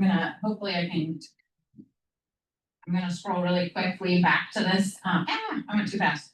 Oh no. Okay, I just want to talk about revenues and the fact that you've seen this chart before, because I just want there to be a connection and a correlation to this chart along with the chart that you saw in the LCAP in the previous hearing. So these charts are identical, and that is intentional because what the goal is between the budget overview for parents and our Fund 01 presentation to you tonight, it shows that those two things do match, and that's the point, and the goal of transparency is that we have like things with like things, and that those things connect. And that you can see that connection between LCAP and the services that we provide to the districts. And I think that's why we went in depth, hopefully, when we talked about district services and student services, specifically district services. Laura was talking about that when we were talking about the LCAP, and we tie that in because that is what the county office does, is we are here to support the districts. And you can clearly see from this that pretty much the bulk of the expenses that we have and that we do are here at and for districts. As we move on into subsequent years, our multi-year projections, so like the LCAP, fiscal has always had a 3-year requirement. We are required through the fiscal programs to create what's called a multi-year projection. And so that means your budget year plus 2 subsequent years. And so Pam really covered what's coming here for this coming budget year, but there are 2 additional projection years that we are required by law to include. And I was so happy when the LCAP came around and they said the LCAP's going to be this 3-year plan, because that's how business rolls. Business is all about the multi-year planning and the thinking ahead and making sure that this continuous pathway for students. And so our multi-year projections for the 2 subsequent years for 26-27 include an expected COLA of a little over 3%, and includes the 2nd column. And this would be the 3rd year of our 3-year negotiated increase for staff for our units. And then the 27-28 year includes an expected COLA, and I'm saying expected because clearly we cannot project that far out, and that is what our best partners at the state level are giving us right now. But the 3.42 expected COLA in the 27-28 year, and then 2nd column increases. We have not negotiated with units for that fiscal year. So we have a strong ending fund balance, a strong reserves and commitments. The orange line is going down. That's federal monies, or what actually is really restricted monies, showing that we're slowly having those decreased. And so as things change, like going forward, our ongoing priority is going to be monitoring the federal changes, because that's going to impact us significantly. Many of you may have heard that the addendum to the skinny budget came out, and they're talking about potentially collapsing some of the federal grants that we receive into a huge federal block grant. But unfortunately, that also came with approximately and I don't want to put numbers out there because they're just projections at this point in time, but significant cuts along with that. So unfortunately, I was hoping that they were just going to lump them all together and that would be done with it, but they are now saying that those are going to come not only lumped together, but a much smaller cost. That's unfortunate, and it will require that we will need to have ongoing monitoring of those. It is important that we focus our next couple of years on facilities. We have some significant facilities needs coming up, and that's actually something that we're going to really try to look at between now and the adoption. Really, as Mike Grant plans his exit, he's made me some absolutely beautiful projections for the next 5 years on what our facility needs are. And so our goal ultimately is to try to incorporate some of those into our final adopted budget so that we can truly show and recognize some of the expenses that might be coming forward for facilities to make sure that our assets remain assets and not liabilities. And then another goal for us going forward is continued departmental meetings. We've really focused on communication this year and increasing the number of times we meet with departments per month to make sure that our budget is as up to date and as accurate as possible, and that we're truly reflecting what the department's needs, wants, and plans are going forward. And then I would be remiss, and I know I can tell you my own staff is sick of hearing about this, but we are doing a huge fiscal and human capital system implementation, and that is going to be huge for the business department this coming year. It is a county-wide project. In fact, tomorrow is our big kickoff, and we will be hosting all of the key business people from the entire county here tomorrow, and we're very excited for that. One of the things I appreciate the most about having this new fiscal system, and it is human capital too, so it's HR and fiscal, is that it's really forcing us to review our processes. So we're really going through, because now we're having to force these old processes into a new system, and we're able to go and our efficiency and effectiveness is being reviewed and scrutinized, and we are gonna come out on the other end looking pretty shiny, so I'm very excited about that. And of course, not only our department support, but our support to districts as well. Our team has been, some of our team has been reassigned from their normal duties to focus on the implementation. We have a very strong implementation team, and that's going to be critical to make sure that districts are successful over the next year and a half transition. And we definitely want to make sure that districts know that not only are they supported, but they can make it through what's probably going to be a little bit of a traumatizing change at times, but change is good and it's progressive, and we are moving forward into a much more efficient and effective system. So I'm very excited about that going forward. Do you have any questions about the budget? I know that was a really high overview, and I would be happy to answer any very specific questions, but I don't know in this moment that I would be able to answer like dollar amounts, but I can definitely look things up for you. Board, questions or comments? Cindy? I have a question that maybe was somewhere in the 200 pages. And on that last bullet about this is countywide and implementation for fiscal HR. So does that mean that countywide, all the districts are on the same software backend for fiscal and HR support? So they always have been, and we have what's called the DPC or the Data Processing Consortium, and that's something that MCOE is a part of and all districts are. Currently, Novato is the only district that hasn't been a part of the DPC. They're what's called a fiscally independent district. But last November, as we were going through this process, we had a lot of talks with Novato, and Novato made the choice, Novato's board made the choice to relinquish their fiscal independence effective on our what's called go live date, which means when we get rid of our old system and move forward to the new system. And so all districts in Marin County will now be on this one system. And that means that we'll have not only better oversight, but much better support for all districts in the county. We're the ones managing that. We do, yes. Yes, I'd like to give a shout out to Andrea Tribuletti, who is our implementation lead. She is one of our senior directors in the business office, and she is the person in charge of that.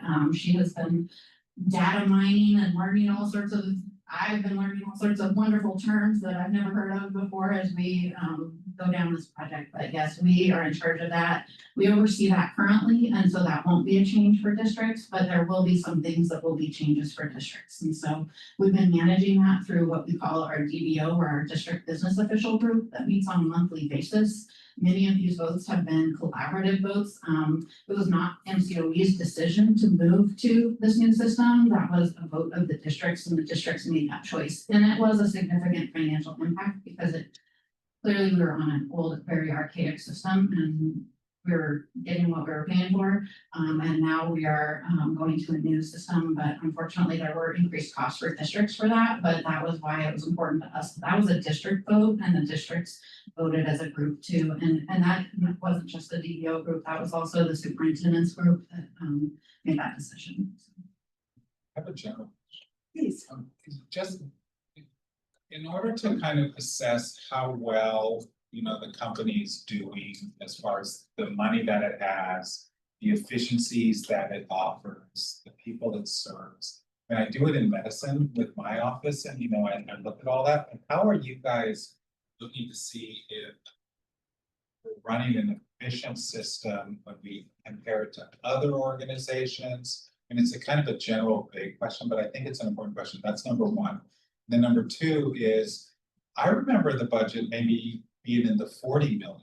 And maybe I'm remembering wrong, but it would really be nice to see how the budget changed over the last 10 years as far as revenues. I'm just curious. I feel like, did it really go up 20 million? Well, we've had some definite, I would be really interested to see that. I definitely have those numbers because I've looked at, as a new CBO here for the county, I've done a little bit of that research myself. County offices are funded incredibly differently than districts. And so county offices, because I was in a district for 20-something years prior to coming here, so county office budget and finance is a little bit new to me. I'm used to LCFF being you know, 90% of my funding coming from a very high and duplicated count district. So that's what I'm used to, with almost no property taxes and, you know, depending on the state for everything. County offices, regardless of property taxes, which doesn't really factor into a county office because county offices aren't considered basic aid. We don't get to keep our excess property taxes, are primarily funded on grants. And so we have exponentially grown in the number of grants, and as those departments have grown, then those people have sought out more grants, and we have definitely been growing and growing in the number of grants, but it also goes hand in hand with the services we're providing. So like one of the newest grants that we have that hasn't been recently pulled back by the feds is Medi-Cal, and so that's a service that we have started and are offering, and we're the hub of that consortium to see if districts can also participate in the Medi-Cal and the private insurance billing in order to generate funds through services they already provide for students. And so I think that's a good example of how, while our revenues might be growing exponentially, it's only because we're also trying to do the same with services. We're providing those services are growing exponentially for students. Thank you. Any other? Well, the first question. Okay, I'm sorry. Evaluate, how Yeah, do you sorry. evaluate how well we're doing maybe compared to other county offices, or just, do we have any, you know?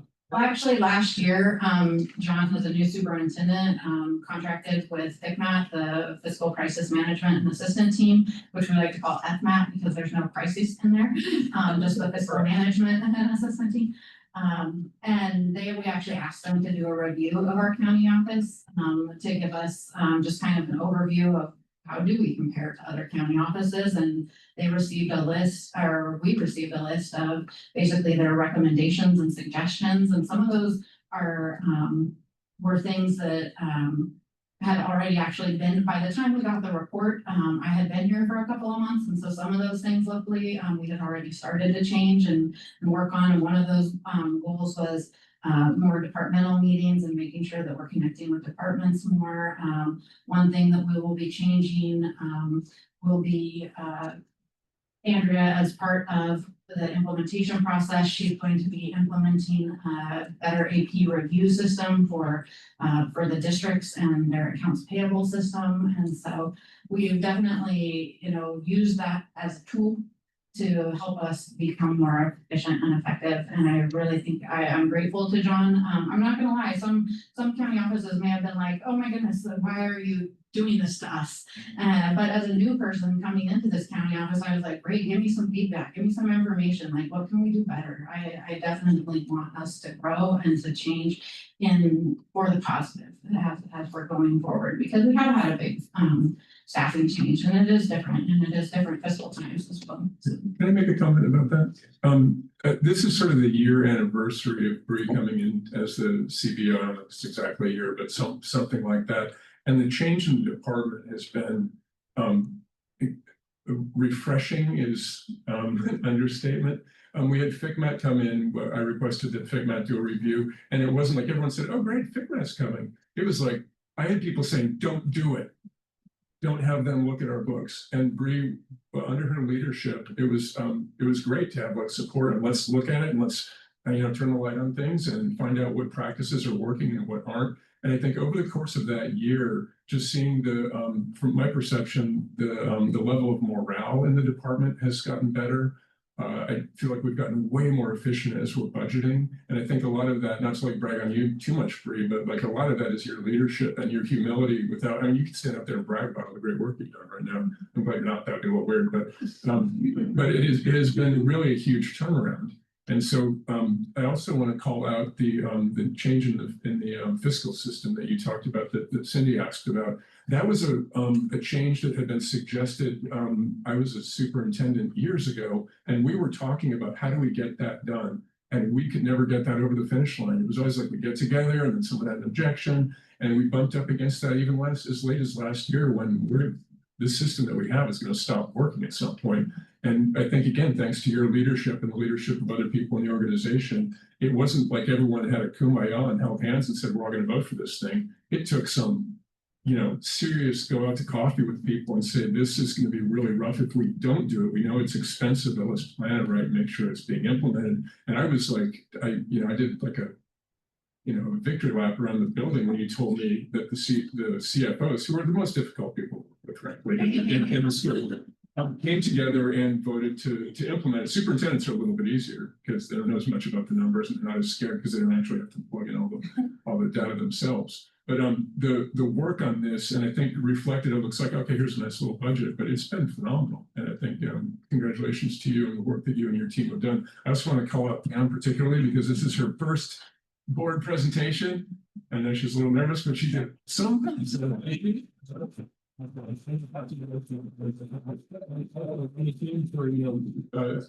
the team for a very long time, has gone through the business office transition from beginning to end and was promoted into her current job and is just doing great work. And a shout out to the entire business team. So sorry to gush about your work, but I can't help it when I see what's happened. Thanks.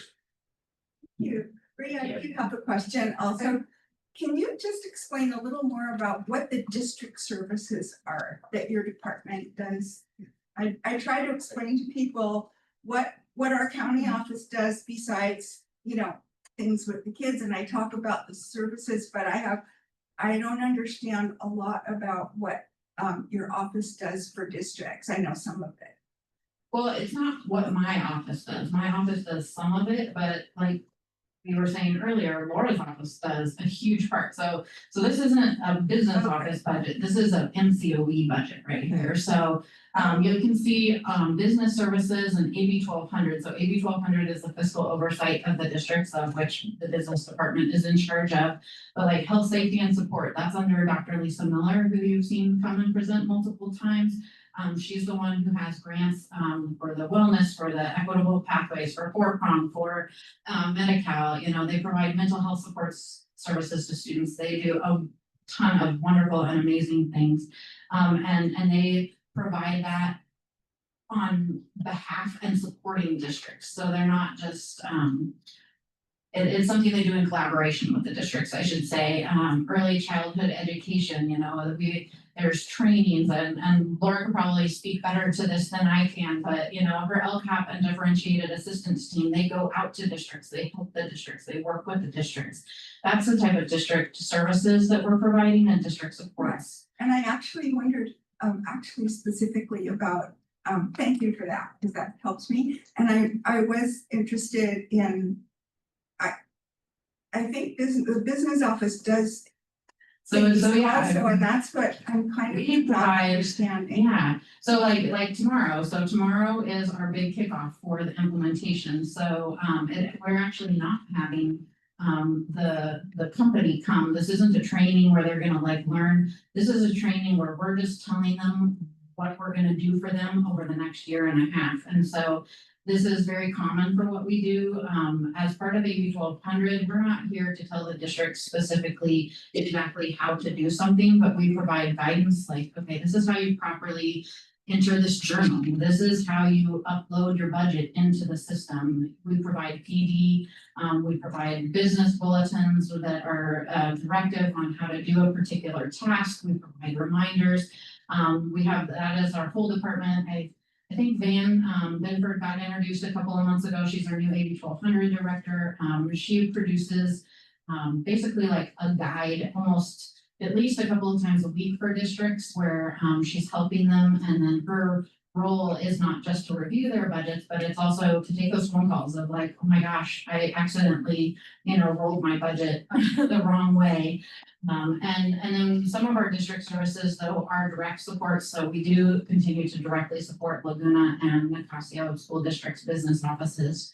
And then sometimes we just have new business people in the county. And so like Andrea's team is also oversees retirement for the entire county, but it also means that they train a lot of payroll people. So as a new payroll person comes in, we'll sit for hours with that person and make sure, it's not our job to onboard people, but we definitely want them to know exactly how the system works and, how to enter things properly. Because we're not their employer, but we're their support, we're their trainer. I would use a trainer as the term. The only thing that I would add to that, I guess what I want you to think about is the county office provides a level of support or a system of support, and the majority of what we get to do are things that Bree just explained. We get to help the districts. We don't have to, but it's in our best interest to make sure that they rise. Then there's another level, so that would be level 1, right? What we get to do. Then there's a level 2, and those are the things that what we have to do. And those are the things like differentiated assistance that we talked about. And whenever a district has budget issues, those are the things that we must do by statute in the state. But the majority of what we get to do, which is the best part of our job, is based upon it's almost like phone a friend in a way. I mean, some of it is very structured, like we get to review their LCAP, but sometimes they just need to say, I don't know how to do this, could you just please help me with it?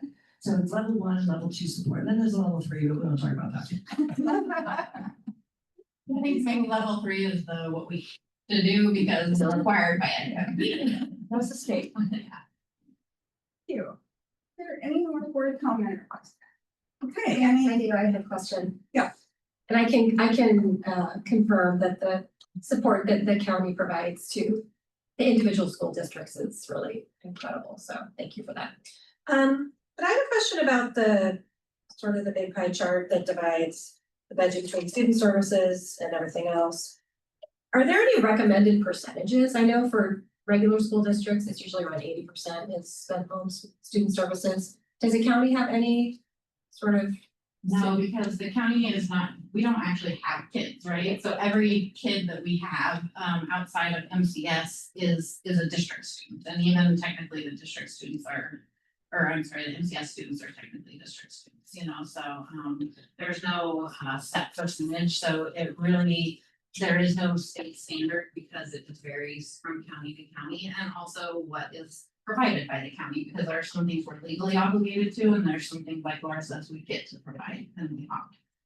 And Marin County also, compared to other county offices, provides a lot of discretionary stuff. It's just the tradition here for decades that like we do a lot, and there's some counties that just choose not to. Yeah. So our stuff is big for a small county. And I was surprised to see that of the student expenditure, 76% is special education. How is that going up? Like how does that track with in the past few years? Well, so overall, that's what we consider to be our excess cost in the end. So in a sense, that's a net cost to our budget because that is divvied back out to districts by the students in the participation. And that's reviewed on an annual basis. In fact, Rebecca Minich is here in the office, and we're currently actually have an ad hoc committee and recommendations out for reviewing that, but I don't want to speak to that because I'm not a program person, but I don't think special ed costs are going to go down anytime. anything else? I know you didn't want us to ask about We're going to ask about anything. I just don't know if I can answer it off the cuff. I just wanted to know why the first 5 impact grant and first 5 marine grants were both zero for next year. Some of those were front funded, so some of them were funded for 2 years at a time. And so that's why you see a lot of swings in grants, because it's very common for a grant fund to get all of the money up front. And then it appears as if we're not getting any money for the following year, but really that was intended to be a multi-year. And that's true for like other programs. I want to say CTE is one of those programs, gets big chunks up front, and then really it's meant to be a multi-year grant, but we can't through a proper accounting, we can't recognize that revenue twice. And so it appears as if they're not receiving additional. Yeah, Bree and I had to wrestle with language around the end of grants. We don't want to call it cuts because grants generally have a natural end date. And we don't want to say it's been cut, it's just the grant comes to an end, and sometimes that grant will come back. Yes, we have to enter it the way with the calendar says. Any questions or comments from the board? I have a question. It appears to me that the budget is cut from this year to next year, that there seems to be a lot of items that are being reduced. Am I misunderstanding how I'm reading the column?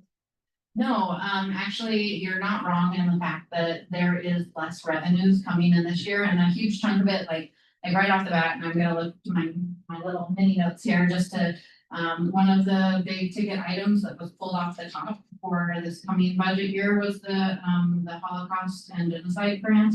That was $5 million for both revenue and expenses, that were required to flow through by the state, and that was, eliminated in this subsequent year, so that is a huge chunk of funds coming right off the top. Two That other was, things. that was just being true, other than there was a chunk of money being kept by the district. Right? So it is a pass through, but it's only recognized in the 24-25 year, and so you won't see it for you won't see the revenue or expenses in the 25-26 year, so it looks, it makes the budget look less because we're instantly taking that off the top. Other things that were, pre-funded were, some CTE grants, and for college and career readiness totaling over $2 million. So those things were fronted, and so they don't have revenues in the subsequent year. But because all of the revenue was recognized in the 24-25 year, so it's again not a cut, it's just that everything was fronted, and we can't be fiscally responsible to recognize the revenue twice because it doesn't exist twice. Other things were certificate of wellness, to-pay, or just to name a few, as well as some of the equitable pathways and programs that were actually permanent after June 1st of this coming years. I'm looking specifically under student services tab, where you've got contributions of $515,645, and now for the coming year, you've got $450,000. And then you've got other federal revenues, $420,977. And for this coming year, you've got $426,380. And then the same for federal revenues total, $424,598, and now $326,580. What is that? I'm sorry, did you say student programs tab? Under the tab of student services, and it's page. Third page.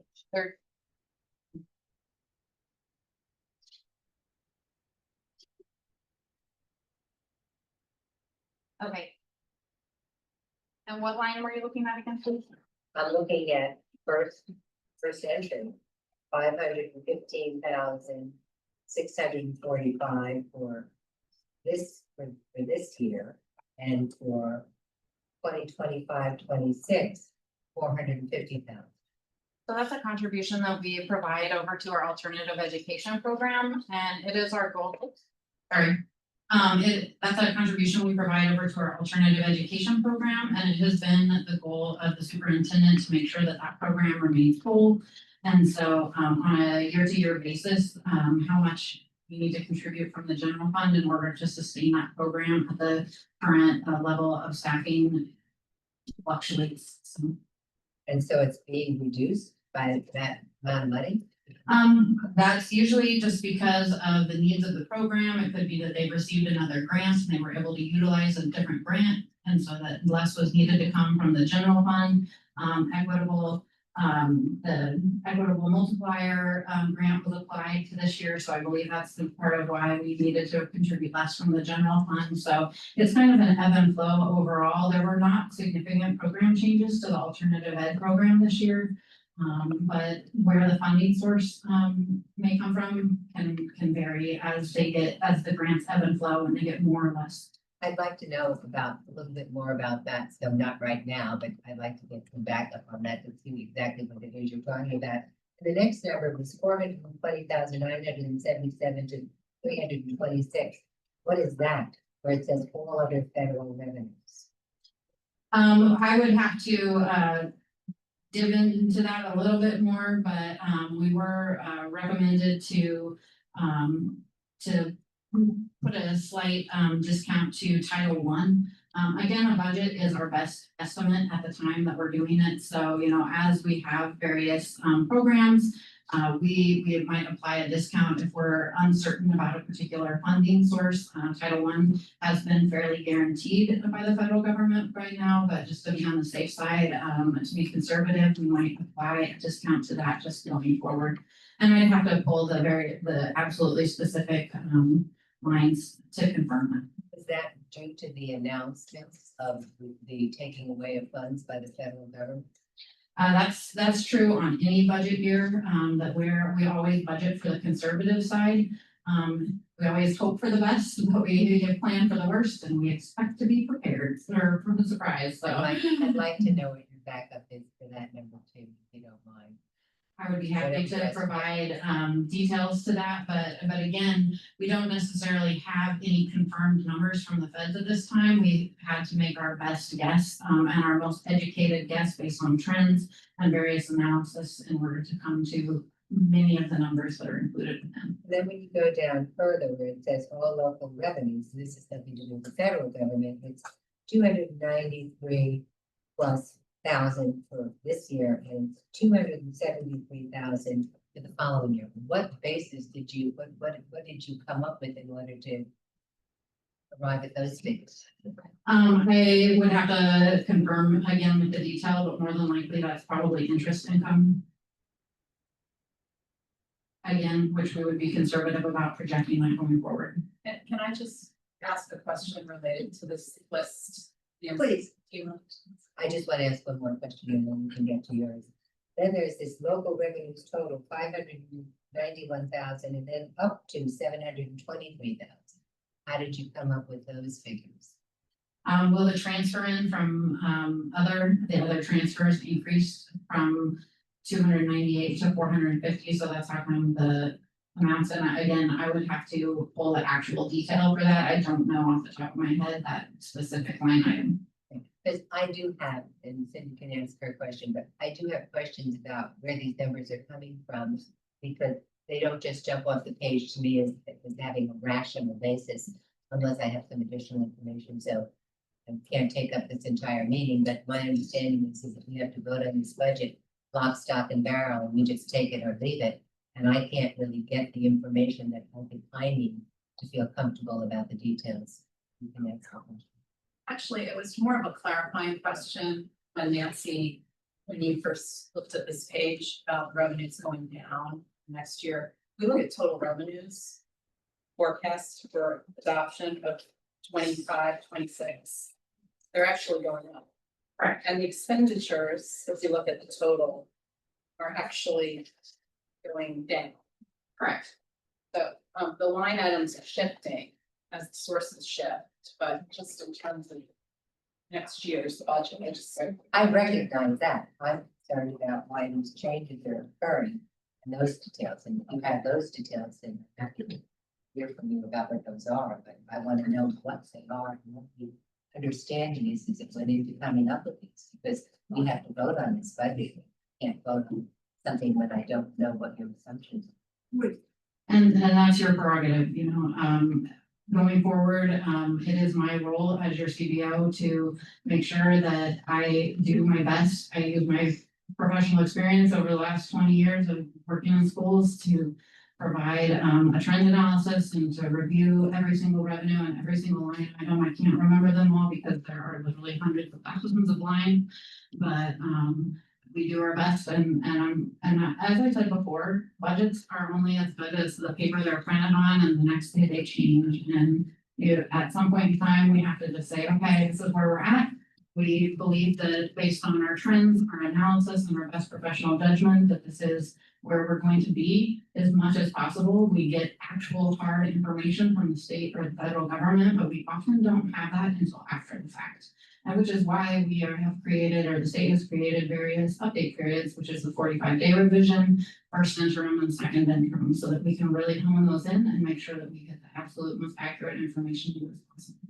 And where is the hard data that you had, that you came up with these numbers on? You say you had hard data that you worked from. Where is that? What is that? Usually prior year, and then trend analysis to get me to a place where I think the next year is gonna fall. President Nimzer, may I make a suggestion? Please. If board members have detailed questions, all of which, you know, respectfully are good questions. If they could send them to staff ahead of time, we could be more prepared to answer that level of detail with a, you know, hundreds of pages document for a budget document. So I would just encourage you to send those questions ahead of time so that we can be more responsive. Well, that wouldn't do any good because there wasn't going to be a presentation, and when there's a presentation, you expect that maybe you'll get some of this information. Some of these questions could have been answered in the presentation, but they weren't, and so that's why I would have asked them now. She may have told Trustee Robinson? I have a comment that may satisfy the room. And this is a procedure that before Bree was here and Tarina was here and some of the other folks, we actually presented the preliminary budget today. And then we invited emails from the trustees for that period, and it would all come in as one group, so we'd all get to see everybody's questions. And then we'd get to see Bree's response to the questions, and we'd all have those before we sat for the final vote of the budget.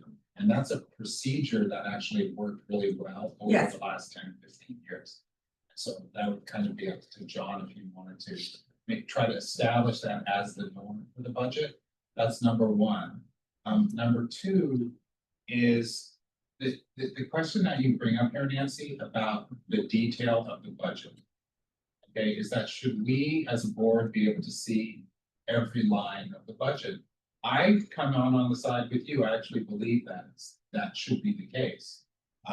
So the question for Bree is, is this the first time you've been asked for the detail of the budget, or are you able to generate the detail? Of course, you are, right? Because we vote on the full detail. And then the full detail was included in the packet that you were given on Friday. The SACs includes every single line item, so every single line item is in the SACs document. Why are we asking this question? I didn't see that. I did not see that in the material that I received. So what you're telling me is that every answer to every question, you answered every question I asked you, did that package? I don't believe that's the case. If you open the binder and you go to the tab called the SACs, the state forms tab, it's the absolute last forms. So when you go to that absolute last tab, and you can go, gosh, trying to front to back, so give me a second here to get my bearings. But you're gonna go to the form 01. Gosh, it's so many pages in. 1, 2, 3, 4, 5, 6, the 7th page in. And you'll get to form 01. And that is literally the line items for every single detail. I would prefer to have my notes, because the one thing that is missing from here is my own personal notes that give definitions to certain things. But every single line item of the budget is included in this SACs, the standard account code packet. That's all given to you ahead of time. It's part of the agenda packet. And I would be happy to answer any questions. I've always encouraged that as I've been up here, that anybody is welcome to reach out and to contact me for more detail. Where did the items on page 7 relate to the questions that I asked about page 3 in student services? So Virtually, I can't read this without a magnifying glass. So that's there. Yeah. So you were asking about student services, which is a grouped alternative education. That is an area that is grouped within the 000 resource. So it's approximately on page. You said page 7. Page 7 is the start of the Fundo one, and it's gonna take me a minute to read through this and get to the right page, but I would be happy to meet with you outside of the context of this meeting. Again, this is a public hearing. There's nothing that's being voted on tonight. This is for your preview. And so if that is the desire of the board, I would be happy to gather questions and then provide a Q&A or meet individually. That's totally up to the board. President. I want to comment on something. Oh, sorry. I want to comment on something. Sometimes when you look at the tables or the columns and the line items, and then you have a total, you would see that, let's say, item 1 is, let's just say A, item 2 is, let's say, whatever it is.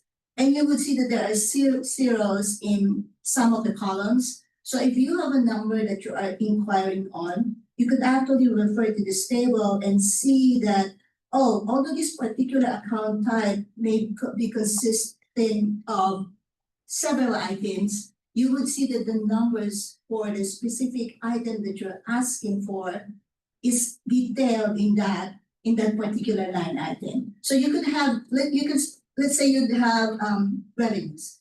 It's actually broken down into several account types. And you may have only one account type with a number, and that number would actually match the summary page that you have.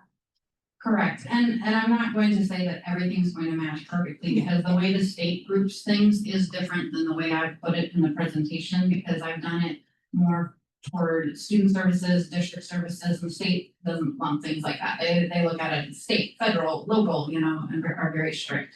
And so it would be, if you had very specific questions, I'd prefer to be able to answer those directly.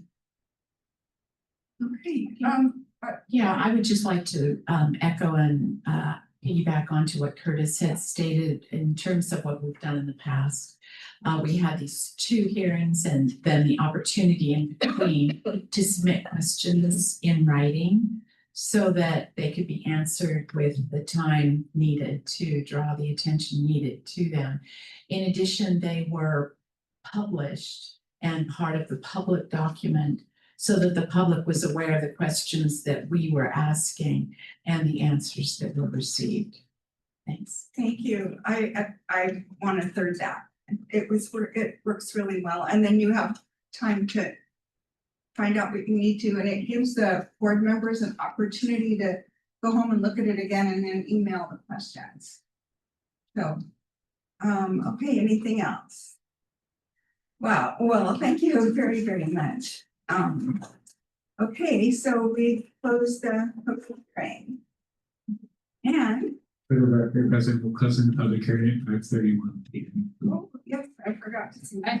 I'm sorry, did we already ask for a public comment? I don't believe we have No, any, we but did if not. that Oh, would be- you. I thought we did, I apologize. The public hearing is still open. I had one more Thank question. you. I'm sorry. It's an important. Please, Curtis. I'm sorry. No, it's fine. What I heard was something up there about this pass through of money from the state to us regarding the Jewish something. And this, is it the same group that this woman has been coming in and telling us every time to get rid of? Is this the Yeah. same situation? Yeah. Yeah, the money. Can we get something, because that's a big deal. Yeah, there's a grant of, you remind me what the total cost of it. It's a $5 million. $5 million grant. So pass through is the state legislature awarded it, and they needed an LEA to be the agent that takes the money and passes it on. So it's a straight pass through. That money was received and given all in 1 year. So it didn't end up in this budget because it arrived here and went to that organization at the same. That was only 1 year? Well, the grant goes on for several years, but the entire amount has been awarded, so it's not reflected in our books anymore, correct? Correct. So it wasn't an ongoing thing. Yeah, it wasn't coming through here every year, it came through in one lump sum and we passed it on. This is the second time the state Second has time. asked us to do that, though. There was one a few years ago, for a lesser amount. That we did pass through then, and then the one in the 24-25 fiscal year was $5 million. Yeah, and that is what Evan's So that talking was a about. one-time thing. Well, it sounded from that it was an ongoing thing. Well, just to clarify, Dr. Robinson, the work will continue for 5 years, but the payment was a one-time payment. That's why it sounds like. And the state has changed the requirements for us from the first grant to the second grant. It changes, so we have to kind of keep up on that, but it all came in like 1 year. Maybe that information could be shared with Ava, so she knows that it's no longer in the budget. It's actually included in my budget memo. Yeah. In the documents that I don't know are if she provided did. on the sheet. And our budget documents were extensive. It's like on page 3. John, I do recall you sent an email about that. It was really informative, something about that. And so, to people's point, maybe that is something that can be shared to the public. Okay, yeah, and for a while, I wasn't sure when the money would arrive and go, but it happened kind of quickly. It happened in the 24-25 or this fiscal year. But when it would arrive here, I wasn't sure for a while, and then when we're clear to pass it on, which went very quickly. So I thought it might be in the next fiscal year, but it wasn't. Okay. All right, thank you. Are there any public comments? There's no public comment, then the hearing is closed. Did it. Okay, action items. 8.01, the facility fee schedule. Mike Grant. Thank you. Good evening, trustees. At the June 2024 meeting, the board approved board policy 1330, which authorizes the use of county office facilities by Marin County residents and community groups under the Civic Center Act. This policy includes provision for the board to adopt the adoption of a fee schedule, to approve the adoption of a fee schedule, which we bring to you tonight for your consideration. And I just want to say on a practical matter, literally 99.86% of the meetings in this building are MCBE meetings, or meetings that serve our school districts. So we host school district meetings like the meeting that we's offering tomorrow to introduce the new business systems.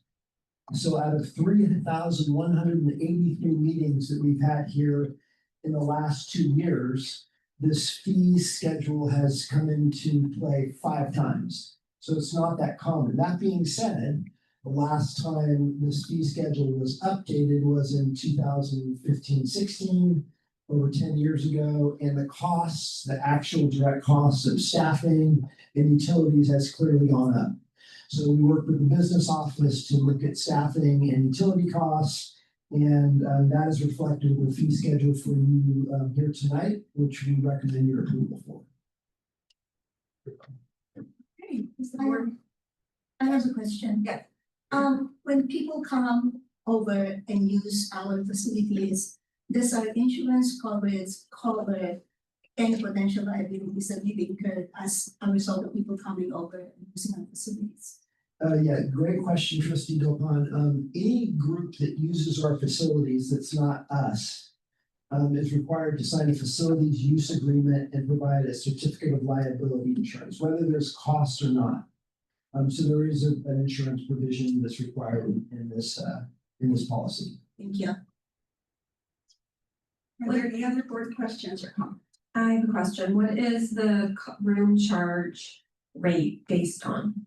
So what it is a calculation of the actual cost that it takes to set up and break down the meeting room, to administer the facilities use agreement. There's a piece of our maintenance director's salary, the supervisor, and then just a proportional cost of the water, electric, gas, sewage, all of our utility charges, and a little bit of deferred maintenance. So it's a combination of all those direct costs.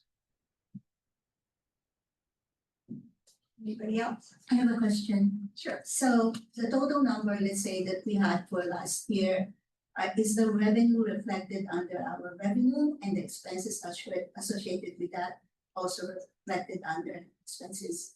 And it's more than you question, I guess. Yeah, there is, what I want to say is there's a very little pocket of revenue. I don't know, Bree's shaking her head. Okay. But- No, because I don't think that's very, considering all the numbers that we have. Thank you. And what I want to say is, for example, in the last 2 years, Kaiser has rented out our facilities 3 times. And it's cost about $400 or $500 per time. And that goes into some coded revenue source that we're required to hang on to and use for upgrading the facilities. Thank you. Are there any other questions or comments from the board? I'll move approval. Second. I think we didn't get, do we have any public comment? No public comment. No, okay. I'm sorry, I just had one more comment. I mean, it's such a small amount of money. Why not just don't charge for it? Just charge for staff time and insurance.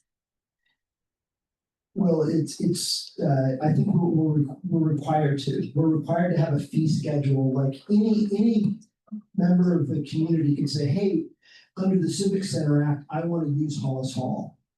And we would say, okay, we have a policy and a fee schedule for that. If you wanted to have a birthday party here for your friends, we would be required to have that as an option, but we would have to charge actual costs. It's in ed code and it's part of the Civic Center Act. But in reality, we almost never have the ability to do that because we're so busy using the facilities ourselves. Okay, do I hear a motion?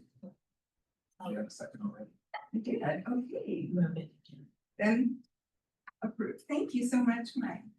We didn't vote. We didn't vote. Oh, God, I'm for like waiting.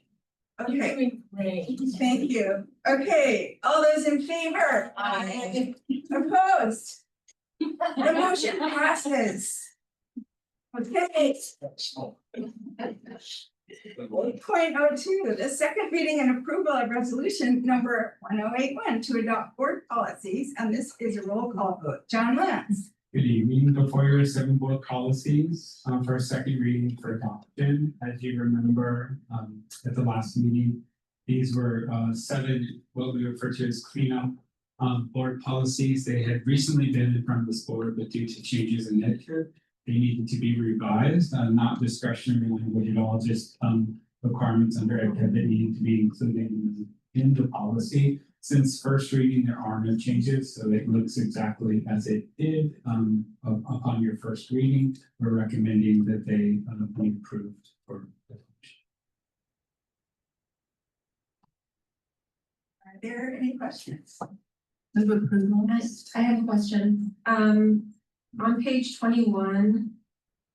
I have a question about the program evaluation. It says MCBE and the county superintendent shall agree on performance measures that will be used to monitor and determine the effectiveness of MCBE programs in reducing drug and alcohol use. When does that happen, and when does the superintendent or his designee report to MCBE on the effectiveness of MCBE activities and achieving the identified objectives and outcomes? We would do that on an annual basis, and we Is it on a particular month that we do that? it is not, but we would identify the month that we're going to do that. So this, as this policy is adopted, we would set that schedule. And will you provide that schedule to us? Absolutely. And then I have a question on page 25, and I'm sorry if this was already sent to us and I didn't ask this question, but I did talk to John about the issue of cell phones at school and the effect that has on students' mental health. It's pretty well documented and I think somewhat irrefutable at this point, so I'm surprised that there's no mention in the mental health policy, anything about education about social media, use of cell phones in school and at home. So that, to me, was a very notable omission. Noted. We'll have a separate cell phone policy that, as we mentioned, will be coming to the board before July 1st of next year. We can look for inclusion in that, or if you have another vehicle that you think it should be included in, we can talk about that. Thank you. Mm-hmm. Joe, were you suggesting if we do have a policy on it, were you suggesting also that it also be in under mental health? Or I would think it should be in both places. And that's my opinion. I know these are generally based on form policies that are prepared by CSBA and other organizations. Yeah, and this one actually models the CDE's recommended policy as well. We can still amend We them. absolutely can personalize it for sure. That just didn't come forward in first reading. I know, and I'm sorry if I neglected to mention it. okay, any comments, questions? Public comments? Hearing none. Okay, roll call vote. Oh, sorry. Second. Oh, sorry, CM. That's a roll call. Roll call. Okay, Jill Sartori, Yes. Marilyn Denter, Yes. Lee Pan, Yes. Cindy Johansson. Yes. Curtis Robinson. Yes. Patty Garbarino. Yes. Nancy McCarthy. Yes. Okay. Passes. We're good. Okay, Board of Education reports. Got it. Thank you. Some of you know I have a lame horse. She's perpetually lame. So I spend a lot of time with the veterinarian and the farrier. His daughter, the farrier's daughter, is another phenomenal teacher like the ones that we have here. And specifically, this is a young lady, she reaches out into the community and finds students who have not yet gotten services, who are living with autism. And she's published. You know how we keep saying that some need more to get the same. She's been published. She reached out to one young woman who did not get any services and got her a computer. So for the first time in her life, when she was 20, she had a computer and she was able to talk, and she's published a book, this young woman, I have been buried under years of dust. And so to support getting all of the services that we provide, I just thought I would share that and be happy to share it as well. It's all good things. Thank you. Yeah, and then she went to college and graduated. Yeah. Well, all good. Thanks. Thank you. Any other board comments? Okay, I have several. First of all, I was waiting for somebody. oh, I have somebody. I didn't see your No, hand. that's okay. No, you go first. Thank you. So I'm just gonna read this because I cannot memorize everything anyway. So the Efficiency and Effectiveness Collaborative Committee met on May 14. This was the last meeting for the school year 2024-2025. At the meeting, the E2 members reviewed the history and purpose of E2. And following that discussion, ED members reviewed and discussed the accomplishments of E2 during 2024-2025 school year. Using the results of the meeting format poll and a meeting discussion survey, the E2 members worked to set the 2025-2026 meeting schedule and meeting topics. Some of the 2025-2026 E2 meetings topics would include middle school athletics program, substitute teachers MOU, special education regionalized services, and then lastly, the next meeting will be on October 8, 2025, and that will be part of the 2025-2026 period. And that's it. Thank you. Thank you. Anybody else? I have something to say. Thank you. I attended a session that the Marin County Bar Association held regarding Trump and his impact or something along those lines on education or how it's affecting education. And Wandine Trainer, who was president of the College of Marin, and John Carroll were present. And I have to say that it was somewhat disturbing to me, I'm a Democrat, that there seemed to be a very one-sided opinion being presented.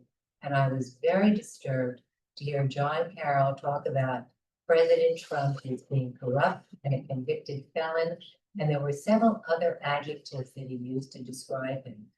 And I do not believe that that is the appropriate approach for a neutral party who should be the head of the superintendent of schools to be explaining publicly. I also feel that it is a matter of workplace considerations, because there may be people in this building who don't share those beliefs. And he went on to say how his beliefs are very well known. And I think that that is something that affects negatively a hostile work environment in this location, so that other people who are on staff may not feel comfortable about what they have to say here politically. And I do think that's wrong. I do not think that helps us with getting federal funding.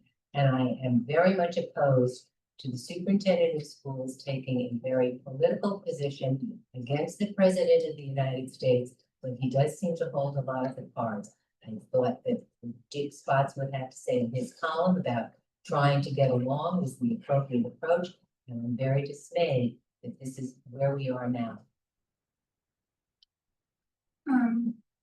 Thank you. I don't know if in the future a comment like that would be best taken directly to the person who made the comments. But I have a bias that actually was similar to what Patty said, which is I think part of our job as a board is to keep our staff and the people in our community, in our education community, uplifted and positive about our programs. And I'm not sure how I feel about a comment like that during board reports, but I'm just saying that it troubles me. I'm not telling you you can't do it, because I don't think. What should trouble you is the fact that this was something that John Carroll said at a public meeting, and attacking the president of the United States and stating his very political partisanship is not something that I think was a good thing for this board. I don't think it was a good thing for MCOE. And I don't think it's good for all of the staff that work here who may not share his opinion. That's considered a hostile work environment in many locations. What I'm saying is that would be a good comment to take to John. It should be a good comment for the public to hear and for this board to hear. Board members, I'm just gonna caution you, I'm sure some of you might want to respond Yes. to that, but board member reports are really intended to be a report on your activities in the community As it relates Yes. to the board. as it relates Yeah. to education and work. So I would just caution you not to engage in the back and forth around this. Thank you. That was an Are there activity. any, I was involved in an activity that I went to for the bar association because it was going to be about the local school situation. That was my activity. okay, thank you. Are there any other board reports? Okay, I whittled mine down to 2 because I was actually gonna give a great shout out to Jesse, who did a fabulous job talking about my grant at the employees, at the retiree event. And he did such a wonderful job, and he was sitting here and Mike was sitting here. But I'm gonna save it for next time. Anyway, so now I have 2 things. So one is the MCSBA report, which is the executive committee will be meeting on June 17 to plan for next school year.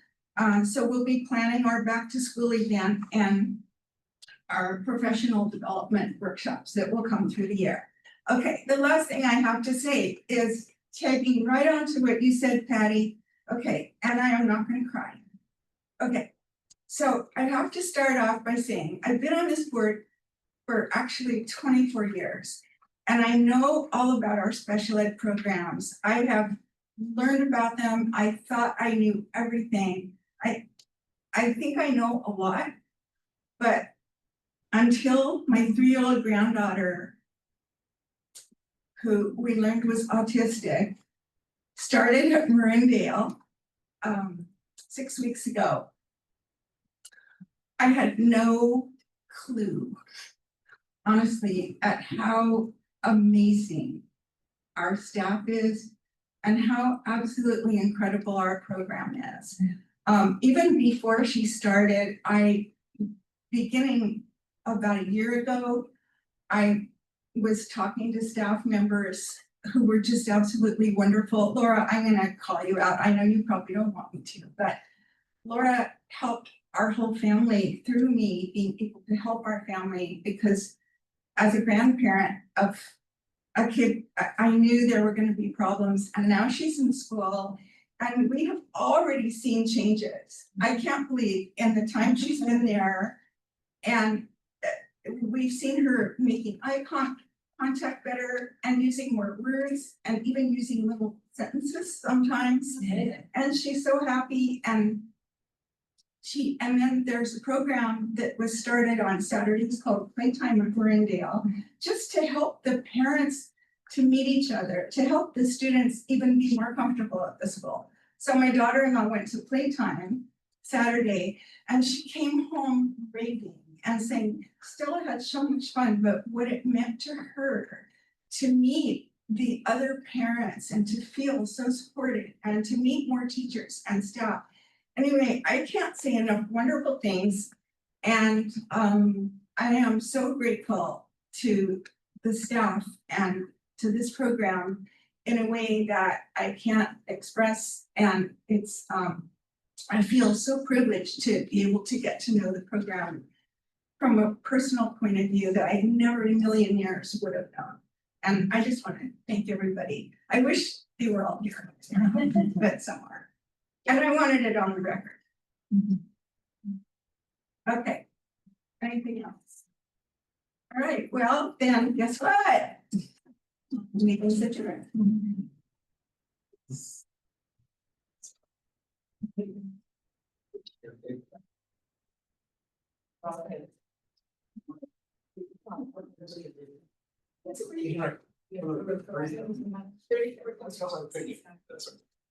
a stated fact.